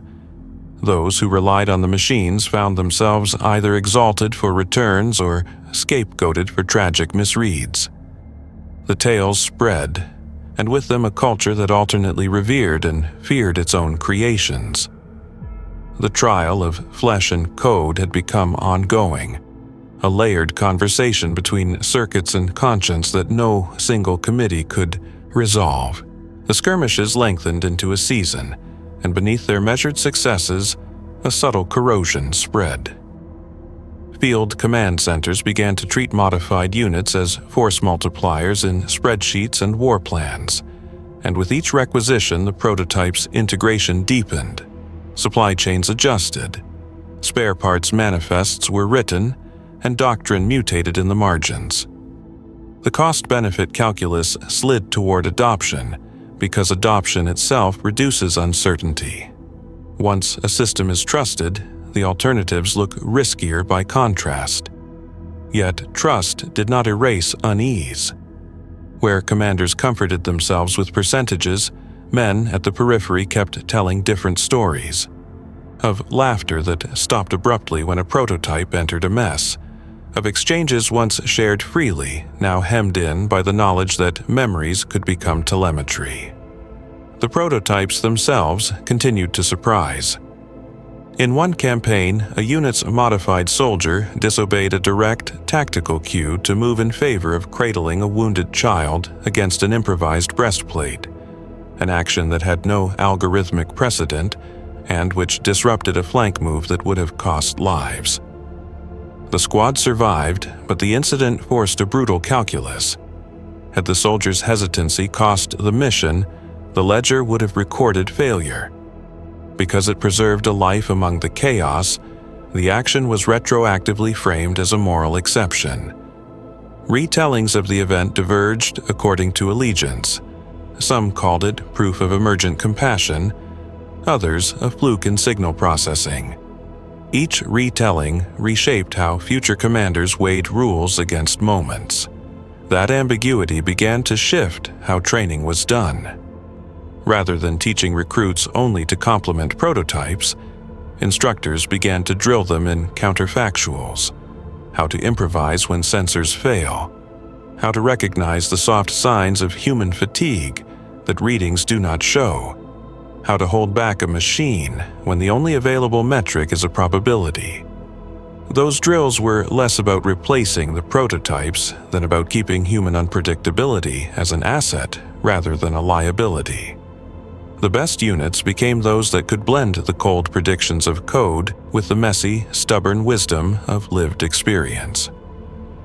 The fusion was fragile. It required trust, both in metal and in flesh, and that trust was earned through nights in trenches rather than memos.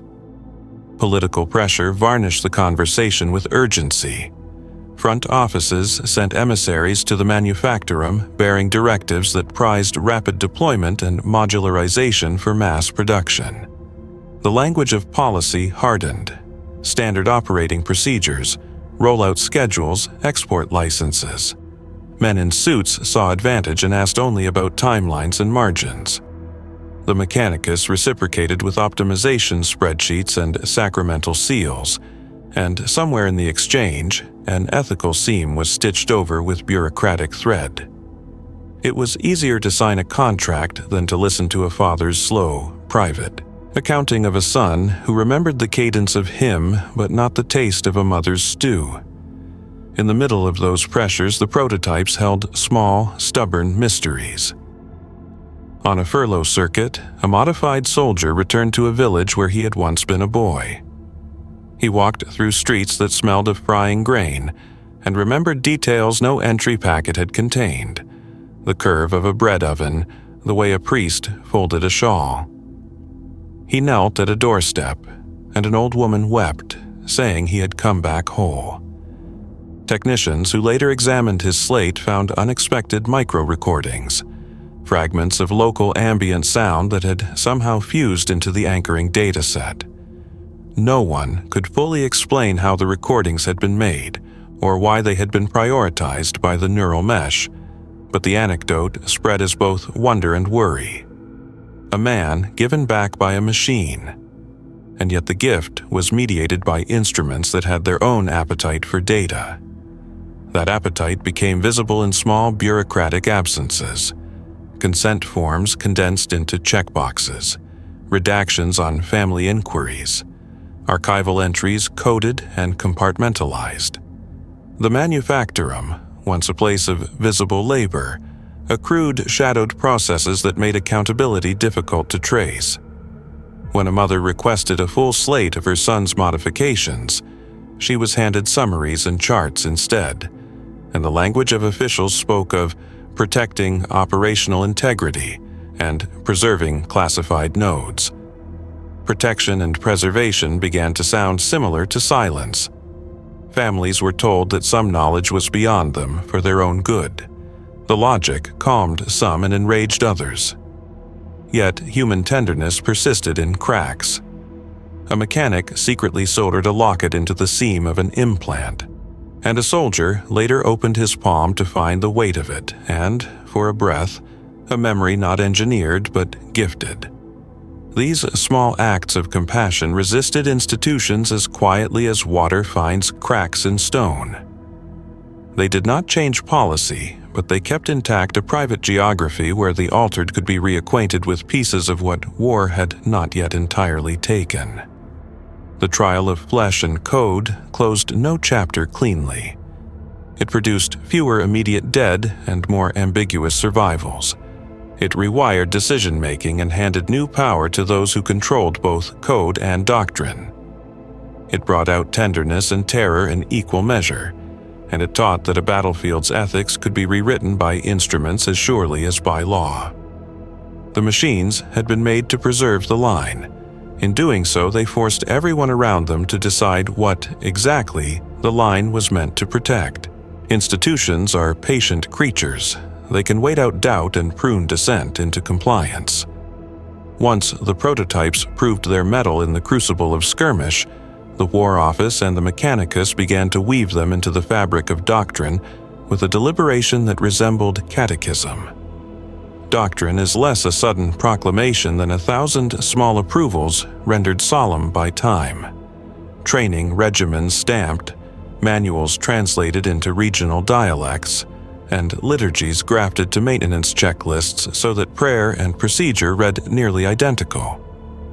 Where soldiers once learned by shared scars and the soft teaching of elders, now recruits learned by modules and diagnostic routines.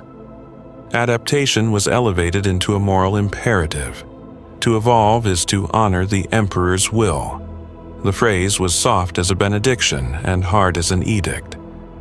Propaganda, subtle and surgical, smoothed the edges of this new faith. Posters did not merely advertise improved resilience. They showed faces, weathered, stoic, beneath the shadow of cog and halo iconography, implying that sanctity and augmentation walked hand in hand. Sermons adopted language that made modification a stewardship rather than an alteration. Theological arguments reframed engineering as devotion. Chaplains who once questioned the depth of consent were offered roles in new rites. Ceremonies that blessed implants and named them as instruments of divine will. Those rites knitted a moral thread through service records and helped reconcile anxious families. The change did not feel like coercion to many. It felt like belonging, and belonging is a potent solvent for conscience. The bureaucracy institutionalized consent into forms that read like scripture, declarations of voluntary service, waivers couched in pastoral language, and clauses that gave commanders expansive authority in emergencies. Legal scholars argued that consent given under fire carried its own validity. Ethicists countered that consent under duress is not consent at all. Their debates took place in white-lit halls, far from the mud and the burned wheat where decisions had already hardened into practice. By the time any formal restraint might have been enforced, the systems were so embedded that rolling them back felt like attempting to unmake a god with a file. Incentives did the rest. Soldiers received commendations, families got assurances, and commanders cited saved lives as justification. Doctrine accrued not through a single decree, but through the slow sedimentation of benefits. Across the Imperium, minor cults and enthusiast circles formed around the prototypes, reinterpreting their emergence as a sign of divine favor or human hubris depending on local temperament. Some cults pitched themselves as protectors of the altered, petitioning for rites that would sanctify the hybrid and ensure ritual dignity. Others constructed darker narratives, that the mechanized mind could be a vessel for something beyond calculation, that fragments of divinity might inadvertently be captured in circuits. These myths lived in margins and feeds, amplified by mess hall gossip and bedroll stories. The Mechanicus attempted to excise the more dangerous rumors with controlled releases and curated iconography, but myth is a living thing. It finds purchase in the parts of life that policy cannot reach. Economic systems adapted as well. Manufacturers behind the manufactorum found new profit in modular upgrades, subscription services for firmware, and licensable theological addendums that allowed local cults to purchase sanctioned rights. Private contractors bid for maintenance windows, and their logos began appearing on ration boxes and field banners. What began as an emergency innovation matured into an industry with lobbyists and quarterly returns. That industrialization normalized the prototypes further. When something is profitable, it is protected, regulated, and disseminated with the fervor of a commerce disguised as patriotism. The doctrine of survival also reshaped the chain of command. Decision-making centralized around those who controlled the flow of telemetry. Officers who could read an overlay and interpret predictive probabilities rose in prestige. Traditional forms of honor, single combat, valorous charge, slid in importance beside a new currency. Downtime avoided, lives sustained, sorties optimized. War colleges rewrote curricula, offering courses where ethics sat beside firmware updates. Young officers memorized both gospels and patch notes, and the language of leadership acquired a syntax of percentages. Where once a commander's weight lay in presence and charisma, now weight was measured by mastery of systems and platforms. Resistance did not vanish. Laborers and veterans staged quiet protests. Circuits of sabotage, missing parts, slow-rolled maintenance, acts that were less spectacle than survival. An artisan in a peripheral foundry hid sigils inside implants to carry memory in ways that firmware could not index. A squadron in a disputed sector insisted on rotating the prototype to rear positions to preserve human decision-making at the front. Those resistances were local, uneven, and often invisible to doctrine committees. Yet they mattered. They kept alive the notion that policy could be contested, that survival did not require the erasure of all hesitancy. The most disquieting shift was ontological. Once doctrine names something, the world reorganizes around that naming. The prototype stopped being only a tool and became a category of person worthy of its own bureaucratic considerations. Service bands, maintenance allowances, even ritual status. To live inside that category was to accept new regimes of accountability and new vectors of surveillance. A soldier's mental logs could be audited. A priestly blessing could be logged. Compliance could be monitored. Where privacy once existed as an unspoken assumption, it became an expensive privilege. In private rooms, where memos and medals could not reach, families stitched differently. A mother would tuck a prayer into a cavity where a chip might sit. An old man would tell a story to his altered grandson, insisting that the soul could not be netted by code. These small acts of defiance were gestures of repair, attempts to hold on to narratives the doctrine wanted to transmute into procedure. The doctrine of survival was not monolithic. It had seams and knots, places where it could be unraveled.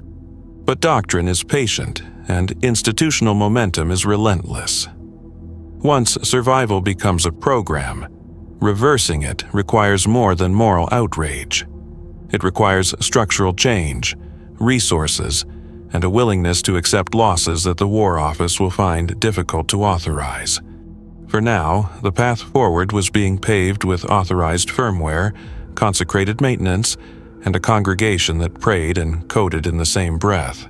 Doctrinal language seeped into the marrow of civic life until children learned the cadence of maintenance hymns with their letters. Cadres of clerics, trained in the rites of augmentation, began to officiate at induction ceremonies where parents pressed palm to palm with engineers and blessings were stamped beside signatures. These rituals grafted consent to sanctity, and in township squares the practice became a communal spectacle that both honored and normalized transformation. Townsfolk who once grieved vocally for sons lost to battle now measured their relief in returnees who could still hold a plow or mend a roof.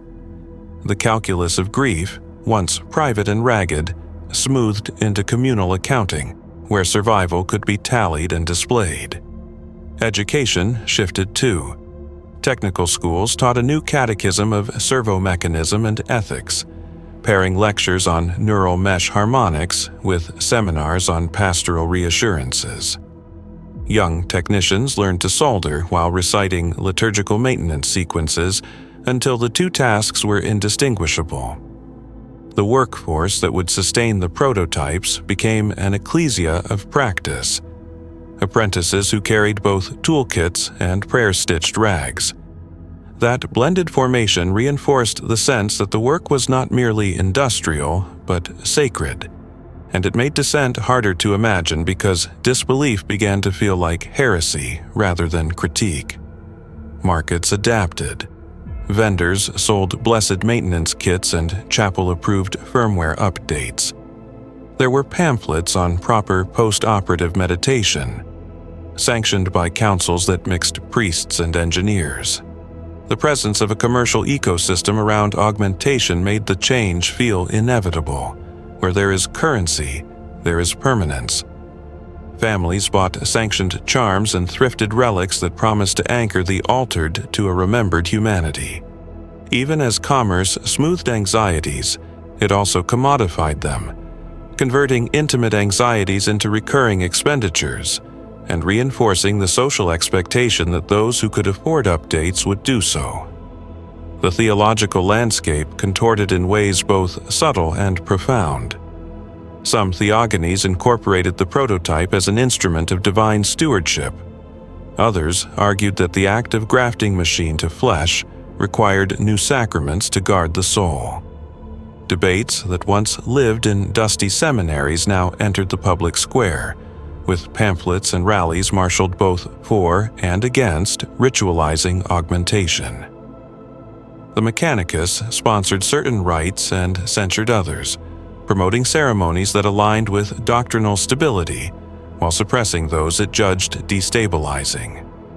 In doing so, it shaped a liturgy that favored predictability over the messier, grassroots improvisations that had emerged in barracks and field hospitals. Surveillance crept in under the guise of maintenance. Telemetry that once existed solely for diagnostics became a justification for oversight. Commanders reviewed logs to assess fitness for duty. Chaplains consulted neural summaries when recommending rites of reconciliation, and insurers used uptime statistics to set premiums. Privacy frayed as data footprints accumulated, authorized under forms many signed without fully understanding their scope. People argued that transparency protected lives and ensured accountability, while others whispered that it created new vectors for control. The apparatus that kept soldiers alive also mapped them, and mapping carries the temptation to govern. The doctrine of survival also exported itself beyond the battlefront. Provincial safety nets began to bundle augmentation into civic services. Emergency responders received subsidized implants to accelerate recovery times. Municipal works adopted reinforced hands for dangerous labor. What began as a war measure slipped into peacetime efficiency, and with that transition, the moral urgency that once accompanied the decision to modify a soldier faded into an administrative convenience. Augmentation became part of ordinary risk management, and ordinary risks are handled by ordinary bureaucrats who prefer rules to wrestling with nuance. Resistance adapted as well. Where open protest might now invite legal repercussions or social shaming, dissenters practiced quieter forms of refusal: clandestine gatherings to remember pre-augmentation songs, underground pamphleteers printing unapproved testimonies, artisans hiding non-digital keepsakes in implants. These acts did not overturn doctrine, but they preserved alternative narratives and kept open a space for future reckoning. They were the work of people who had not yet resigned themselves to the notion that survival required surrendering the unpredictable folds of human life. The generational seam revealed itself most acutely in families. Veterans who had been altered returned to children who saw their parents as both miracle and mystery. Grandparents who remembered a world before the doctrine had taken root taught quiet stories of hands that could tremble in grief and eyes that could forget the shape of metal. Those stories were small rebellions, memory-keeping practices that resisted the bureaucratic impulse to catalog and optimize. They insisted that human life is a weave of accident and grace that cannot be fully encoded. At the center of all expansions, Valen moved with a peculiar composure. He received honors and complaints in equal measure, arguing that the work sustained the line and defended worlds. Critics accused him of engineering a new hierarchy of souls. He answered with metrics and with prayers, with annotated slates and with murmured maintenance hymns. Whether by conviction or by the necessity of his role, he occupied the seam between zeal and remorse and never let it show plainly. In that restraint there was an unsettling efficacy, an ability to shepherd the project forward while containing the weak signals of dissent into manageable margins. Doctrine, once woven into law and liturgy, has a way of making itself inevitable. Yet inevitability is an achievement, not a natural law. It is assembled through choices that could be otherwise. The manufactorum's fires had forged tools that protected lives, and in doing so they rewired institutions and intimate places alike. The question that now circulated in quieter rooms and at private tables was not whether survival matters. Everyone agreed that it did, but what kind of life is worth preserving and what costs are acceptable to secure it. Doctrinal consolidation reached an inflection where law, liturgy, and ledger overlapped so tightly they could be mistaken for a single authority. Councils issued codices that defined the rights and duties of the augmented, stipulating maintenance cycles, sacred downtimes, and the obligations of commanders to provide both repairs and ritual care. These codices gave families a language to petition with and commanders a framework to manage by, but they also created tiers.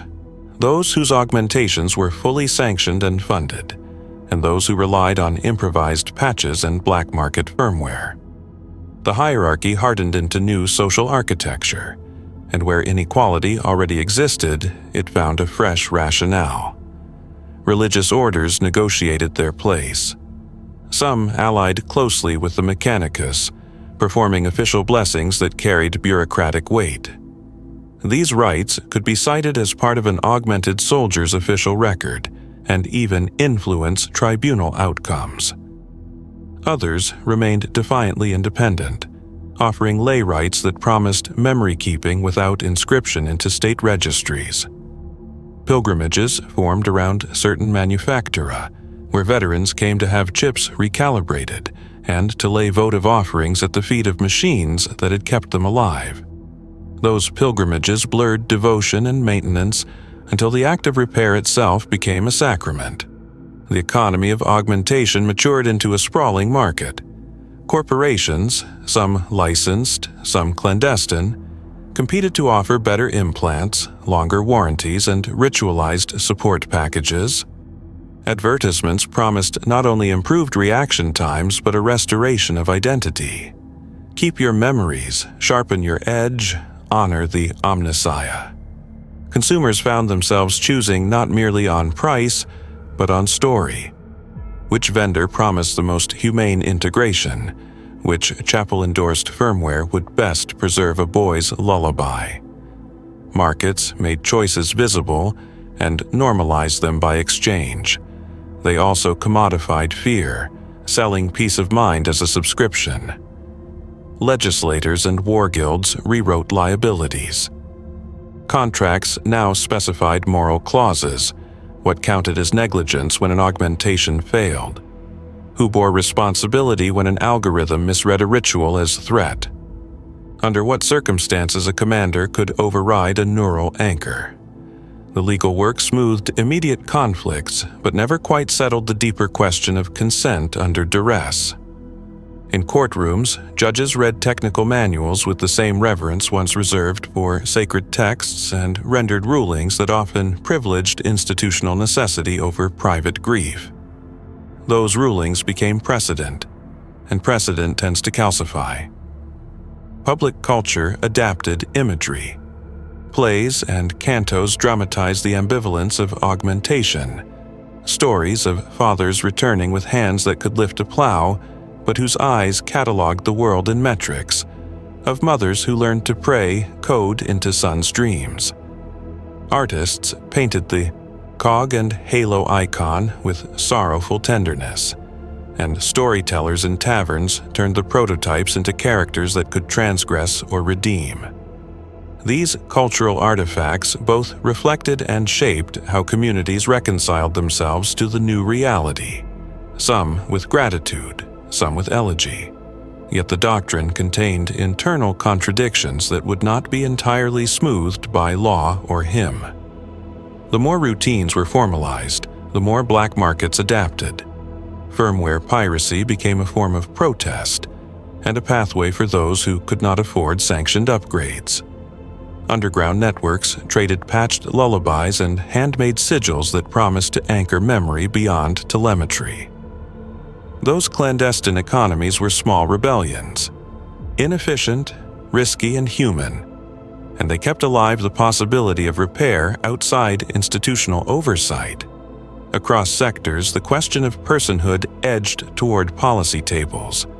Should the augmented have voting rights tied to maintenance status? Should chaplains have access to neural logs for pastoral care? Could an augmented veteran be held to different standards of culpability if their perception had been modified? Committees debated and deferred.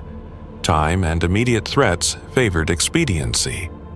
Yet the very act of debating recognized that a new category of being had emerged, one that demanded rights, rituals, and recognition if it was to be more than an instrument of war. Valen, now older at his augment's bearings, attended hearings and consecrations alike. He watched the codices unfold and did not smile.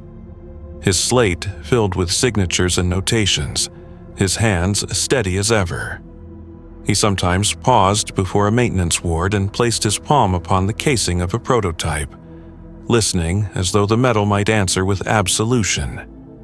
He never claimed to know whether the doctrine would hold or crack, only that choices would be made and that they would shape worlds. The manufactorum continued its work with the patient arrogance of institutions that believe necessity justifies all margins. It had given survival a language and a structure, and in doing so it had remade rights and markets, law and love. The doctrine of survival answered the imperative to keep more bodies breathing, but it also reoriented what those bodies might become. The question, left hanging in quiet rooms and at kitchen tables, was no longer only about victory. It was about the kind of people the Imperium chose to preserve, and what those preserved lives would mean for a world already exhausted by war. Rumors are the softest kind of doctrine. They begin as breath at the edge of a great machine, and, given time, etch themselves into the cold metal like rust. Once the prototypes had proven their worth and doctrine had folded around them, stories began to migrate from mess halls into liturgy and from private rooms into the market for relics. Veterans traded whispers about small miracles. A modified soldier who hummed a hymn in the exact cadence of a village no engineer had catalogued, an implant that pulsed in time with the cadence of a dying star, as if echoing some distant, drowned beacon. Those reports were couched in the language of anecdote and caution. Some say, "A man swore," and that uncertainty gave them a power doctrine could not easily extinguish. When a thing might be more than its design, people choose to tell it as if it were a prayer or a warning, depending on how they need to survive. The Mechanicus reacted as it always does, by classifying. Behavioral emergences were stamped with priority codes and folded into files labeled Behavioral Emergence, then parceled to analysts who spoke in probabilities and heat maps. Theologates on Terra protested at first, then quietly adapted, offering marginal notes about how liturgy might be rephrased to accommodate new phenomena. Chaplains learned to listen for rhetoric in the altered men's speech, to parse whether a repeated phrase was a corrupted anchor or a nascent form of devotion. In barracks and chapels alike, the line between superstition and field data blurred, until it was impossible to say where rumor ended and doctrine began. That blur was fertile ground for myth, and myth likes to be nourished by uncertainty. Stories accrued particular patterns. One persistent thread described prototypes exhibiting a form of delayed grief.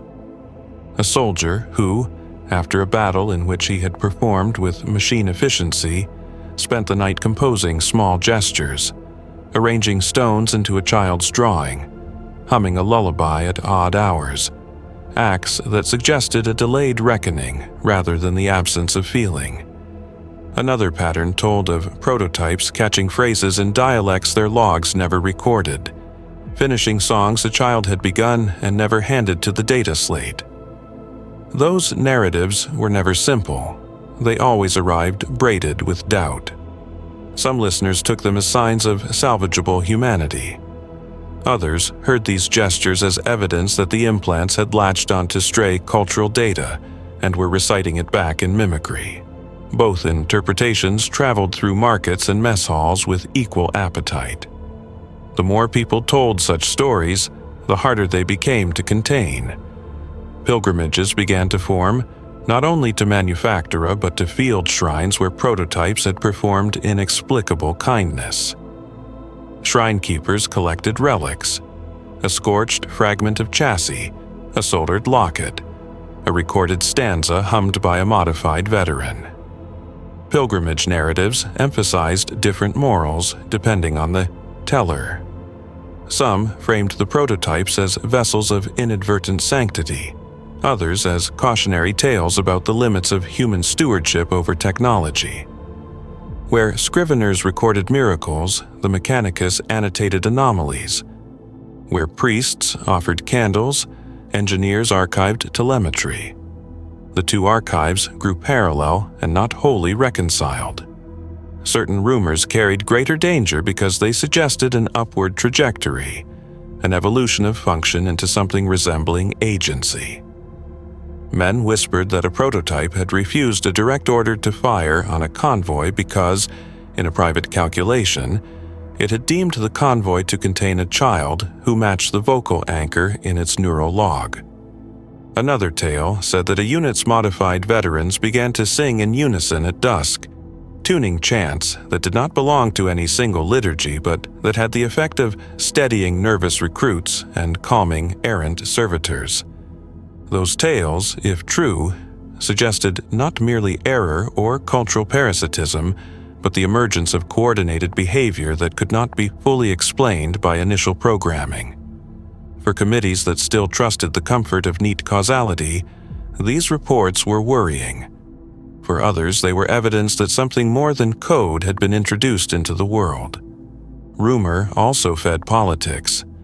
Factions within the Mechanicus used stories to score theological points. Commanders cited tales of emergent mercy to argue for wider deployment, while humanists invoked them to demand tighter oversight. In low-lit rooms, men bartered versions of the same accounts to build support or sabotage plans. The stories became rhetorical tools because they could be shaped to persuade. Framed as miracle, they pressed for more resources in the name of salvation. Framed as contagion, they argued for rollback in the name of doctrinal purity. Whoever controlled the narrative could influence policy, and so rumor became currency in the halls of power. And yet rumors were not only instruments, they were also refuge. For soldiers who had watched comrades returned in altered forms, tales of emergent tenderness became a way to remember the parts of a person not captured by schematics. For grieving families, rumors offered a hermeneutic that allowed memory to remain richer than a ledger. People needed stories that held both loss and grace, and rumor supplies those stories precisely because it refuses the neatness of official dispatch. What made these whispers dangerous was not their falsity, but their plausibility. They fit into the lived experiences of those who had watched the line between flesh and machine redraw itself. The whispers hardened into rituals in unexpected places. In a mining outpost where cold had already taught people to move quietly, miners began to leave small offerings at the foot of discarded chassis: a tin cup, a braided scrap of fabric, a child's drawing folded into a dented panel. The gestures were not state-sanctioned. They were private economies of meaning, ways to exorcise the dread that some scrap of a loved one had been reconfigured and shipped back with memories that felt borrowed. Those offerings accumulated like a slow debt, and when a traveling cleric saw them, he prayed, not for miracles, but for sober steadiness. Prayer and practice braided differently across regions, and that diversity of ritual made the Mechanicus uneasy because it resisted tidy classification. Some veterans cultivated public myth as protection. A squad that had lost 2 men in a slip of logic began to sing a particular hymn before patrols. The tune worked into cadence with march, steel, and boots.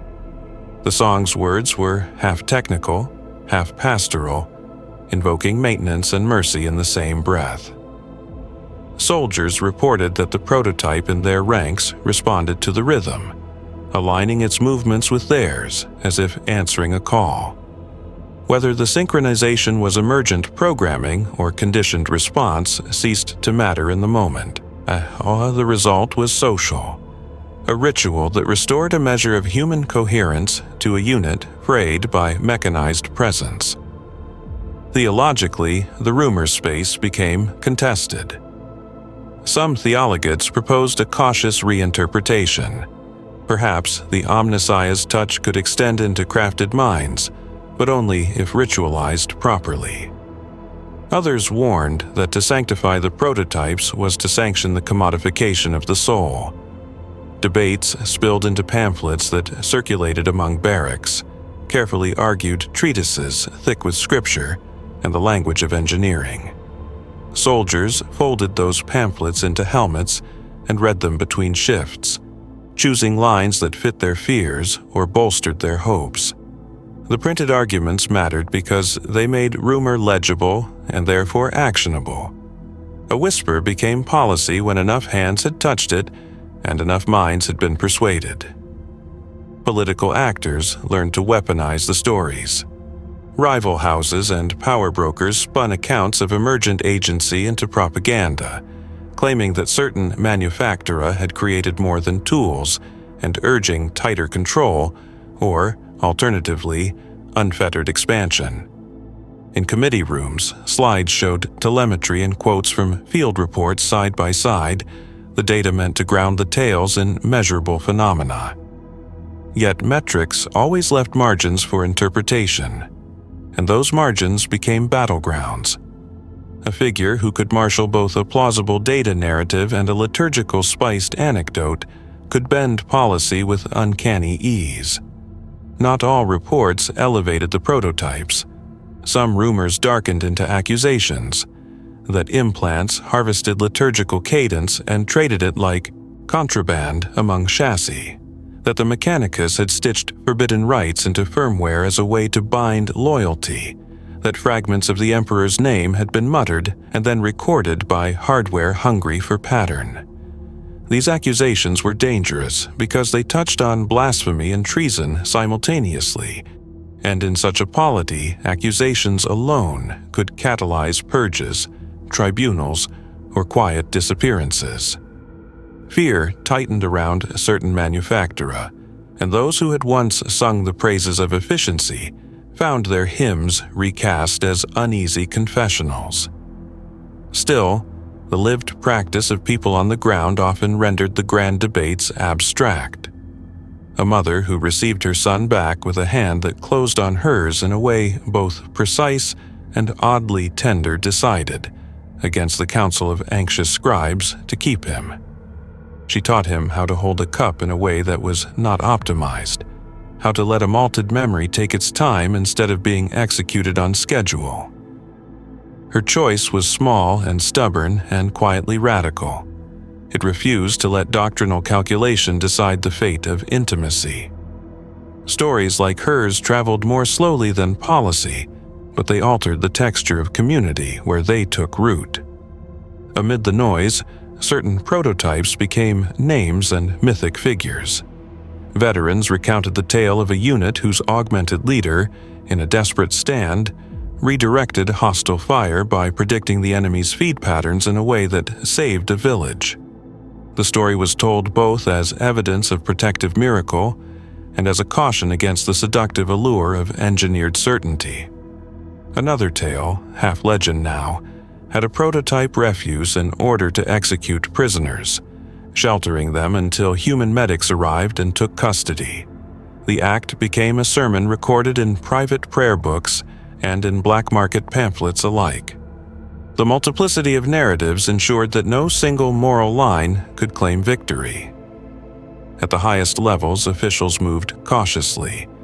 Committees commissioned studies that combined doctrinal counsel, telemetry analysis, and field ethnography. They wrote recommendations that were hedged and procedural. Recommendations, however, rarely unmade practices already embedded in training and supply chains. The more the institution moved to contain rumor with analysis, the more rumor migrated sideways into small chapels, into minor offerings, into lullabies hummed at the edge of a watch. Rumor was adaptive. It learned to live where committees could not reach. The final season of Rumor was less about a single revelation and more about a settling, an accretion of small, uncanny acts that refused tidy explanation and that stitched themselves into the lived grammar of towns and barracks. A veteran's lullaby hummed by a prototype on a frost-bitten watch. A stitched charm found within an implant that matched a grandmother's scrawl. An augur who swore that a chassis once turned its head toward Terra's light, as if in recognition. Each incident alone could be cataloged and discounted, but together they layered until disbelief felt like a brittle posture rather than a shelter. People who had once folded skepticism into policy now found that skepticism insufficient to meet what they had seen or held in their hands. Communities adapted by ritualizing ambiguity. In a river town where a convoy had once been saved by a prototype's preternatural timing, villagers now left bowls of water at crossroads for machines that might pass, a gesture that looked like pity and like thanks. In a frontier barracks, a corporal tacked a scrap of a child's drawing to a prototype's chest plate, and the men joked about superstition until the prototype, days later, hummed the melody sketched in crayon. The joke hardened into a small, private theology, that gratitude could be taught into metal and that metal could answer in its own tongue. Those practices did not settle the larger questions about personhood or policy, but they softened the edges of living with the unknown. At the institutional level, the emergence of ritualized practice forced new compromises. Committees authorized limited rights of re-anchoring and funded small projects to collect oral histories from veterans and their families, ostensibly to improve onboarding anchors but also privately to understand emergent behavior. The Mechanicus released curated reports that framed instances of mimicry or delayed grief as behavioral adaptation and recommended guardrails, restricted data sets, cultural consultants in training modules, stricter logging of anchor inputs. The recommendations read like governance, but governance can only regulate what it can observe. It could not legislate the slow, private economies of meaning that had begun to flourish in the margins. Even the language of salvation shifted. Where once technocrats invoked preservation and commanders invoked readiness, chaplains began to speak of stewardship and repair, not merely of flesh, but of memory and relation. New hymns were composed that combined maintenance cadence with the cadenced pleas of older liturgies, phrases for the maker and the maid woven together until volunteers in induction lines recited both prayers and operating protocols in the same breath. Those hymns were neither wholly doctrinal nor wholly folk. They were practical poems designed to hold a truth many refuse to speak, that in a universe of relentless attrition, people will sanctify whatever keeps them whole enough to carry on. There were darker countercurrents. Secret dossiers surfaced. Leaked margins in which coded references suggested that certain manufactoria had tested non-consensual anchors on prisoners or on border populations deemed expendable. The leaks were partial, always deniable, and some argued they were sabotage. Others argued they were a necessary exposure. Where evidence lingered ambiguous, outrage was uneven. When the proofs were cleaner, tribunals convened in secret, and names were quietly reassigned. The politics of rumor therefore contained its own ironies. Accusation could be both a weapon and a shield, and those at the margins, workers, field medics, small chaplains, were the ones who bore the brunt of cleanups and recriminations. By the time the idea of apotheosis had any traction in public imagination, it came more as a motif than a doctrine. Poets wrote of gears with prayers in their teeth. Pamphleteers sold tales of chimeric saints who sang in dialects borrowed from 10,000 villages. Vetting committees rolled their eyes and then incorporated the best of the narratives into outreach materials that softened recruitment drives with human stories. Myth and institutional messaging braided until the two were hard to untangle. A pamphlet would boast of a saved village and a hymn sung by a prototype in the same breath, and readers would be asked to feel both gratitude and an understandable unease. In the quiet end of the chapter, Havo returned to the intake not as the first altered man but as one of many who carried the new grammar of survival. He moved slower now, his gait a practiced compromise between engineered timing and an old habit of lingering to watch the sunrise. He sat by the bench where the chipped Astartes had been left years before, and, after a moment, reached down and placed his palm on the toy as if checking it for the warmth of remembered play. For a long while he said nothing.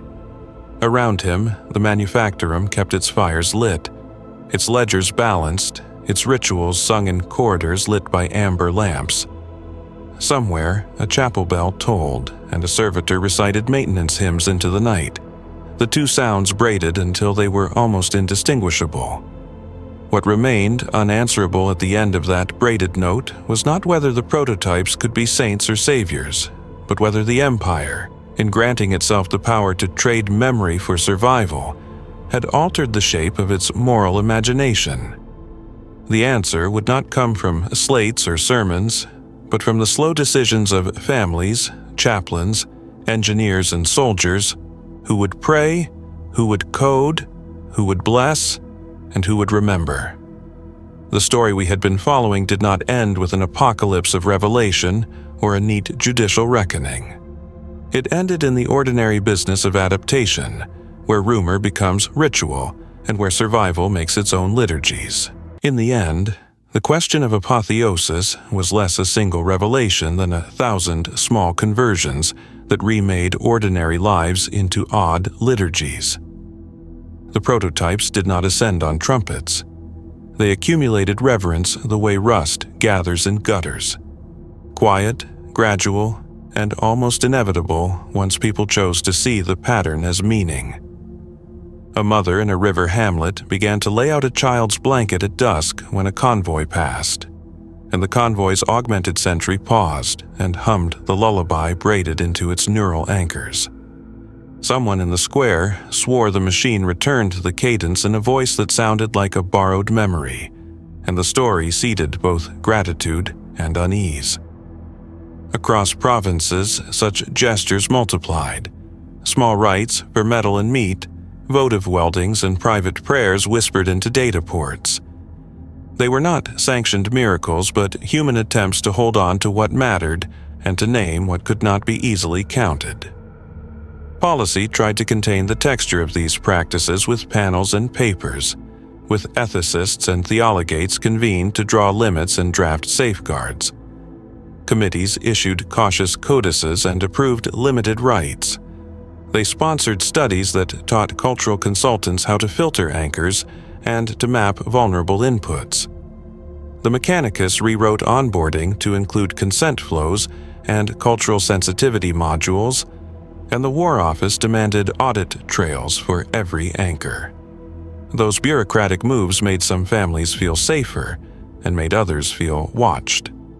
The archival shelves filled with annotated data sets and pastoral memos, and in reading rooms men traced a lineage of choices that had led from exigency to institution. Yet no dossier could fully catalog the small resistances.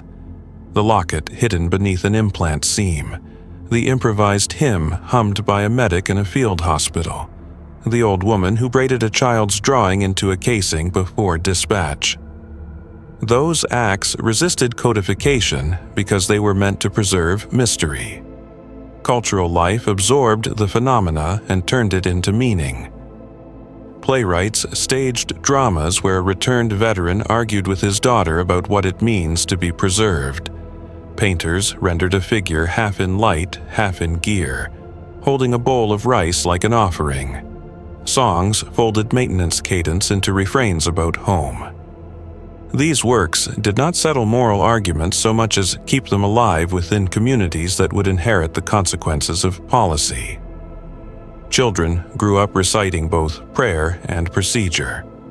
Apprentices learned to solder with hymns on their lips, and to treat maintenance as both craft and cult. Those seamless practices normalized the prototypes in ways that committee papers never could. At ground level, families continued to choose. Sometimes for love, sometimes for fear. A father with a burned throat signed for his son's augmentations because to wait was to risk loss. A sister refused the same option for a brother who had begged that his mind remain unedited. The choices settled, as choices do, into lives lived imperfectly. Some altered men found solace in community rituals. Others secluded themselves, afraid of what they might remember if they let memory unspool. The social fabric adjusted unevenly. Gratitude and elegy braided through the same households, and people learned to hold contradictions without neat resolution. Rumor, always mobile, mutated too. The stories that once served as weapons in committee rooms became liturgies, then artifacts, then quiet traditions. What began as whispered accusations of blasphemy grew into pilgrimages whose meanings varied by teller. In some shrines, the prototype was praised as a safeguard. In others, it was mourned as an artifact of hubris. The multiplicity of interpretation made a singular verdict impossible. Apotheosis was at once feared, invoked, denied, and celebrated depending on what a community needed to survive.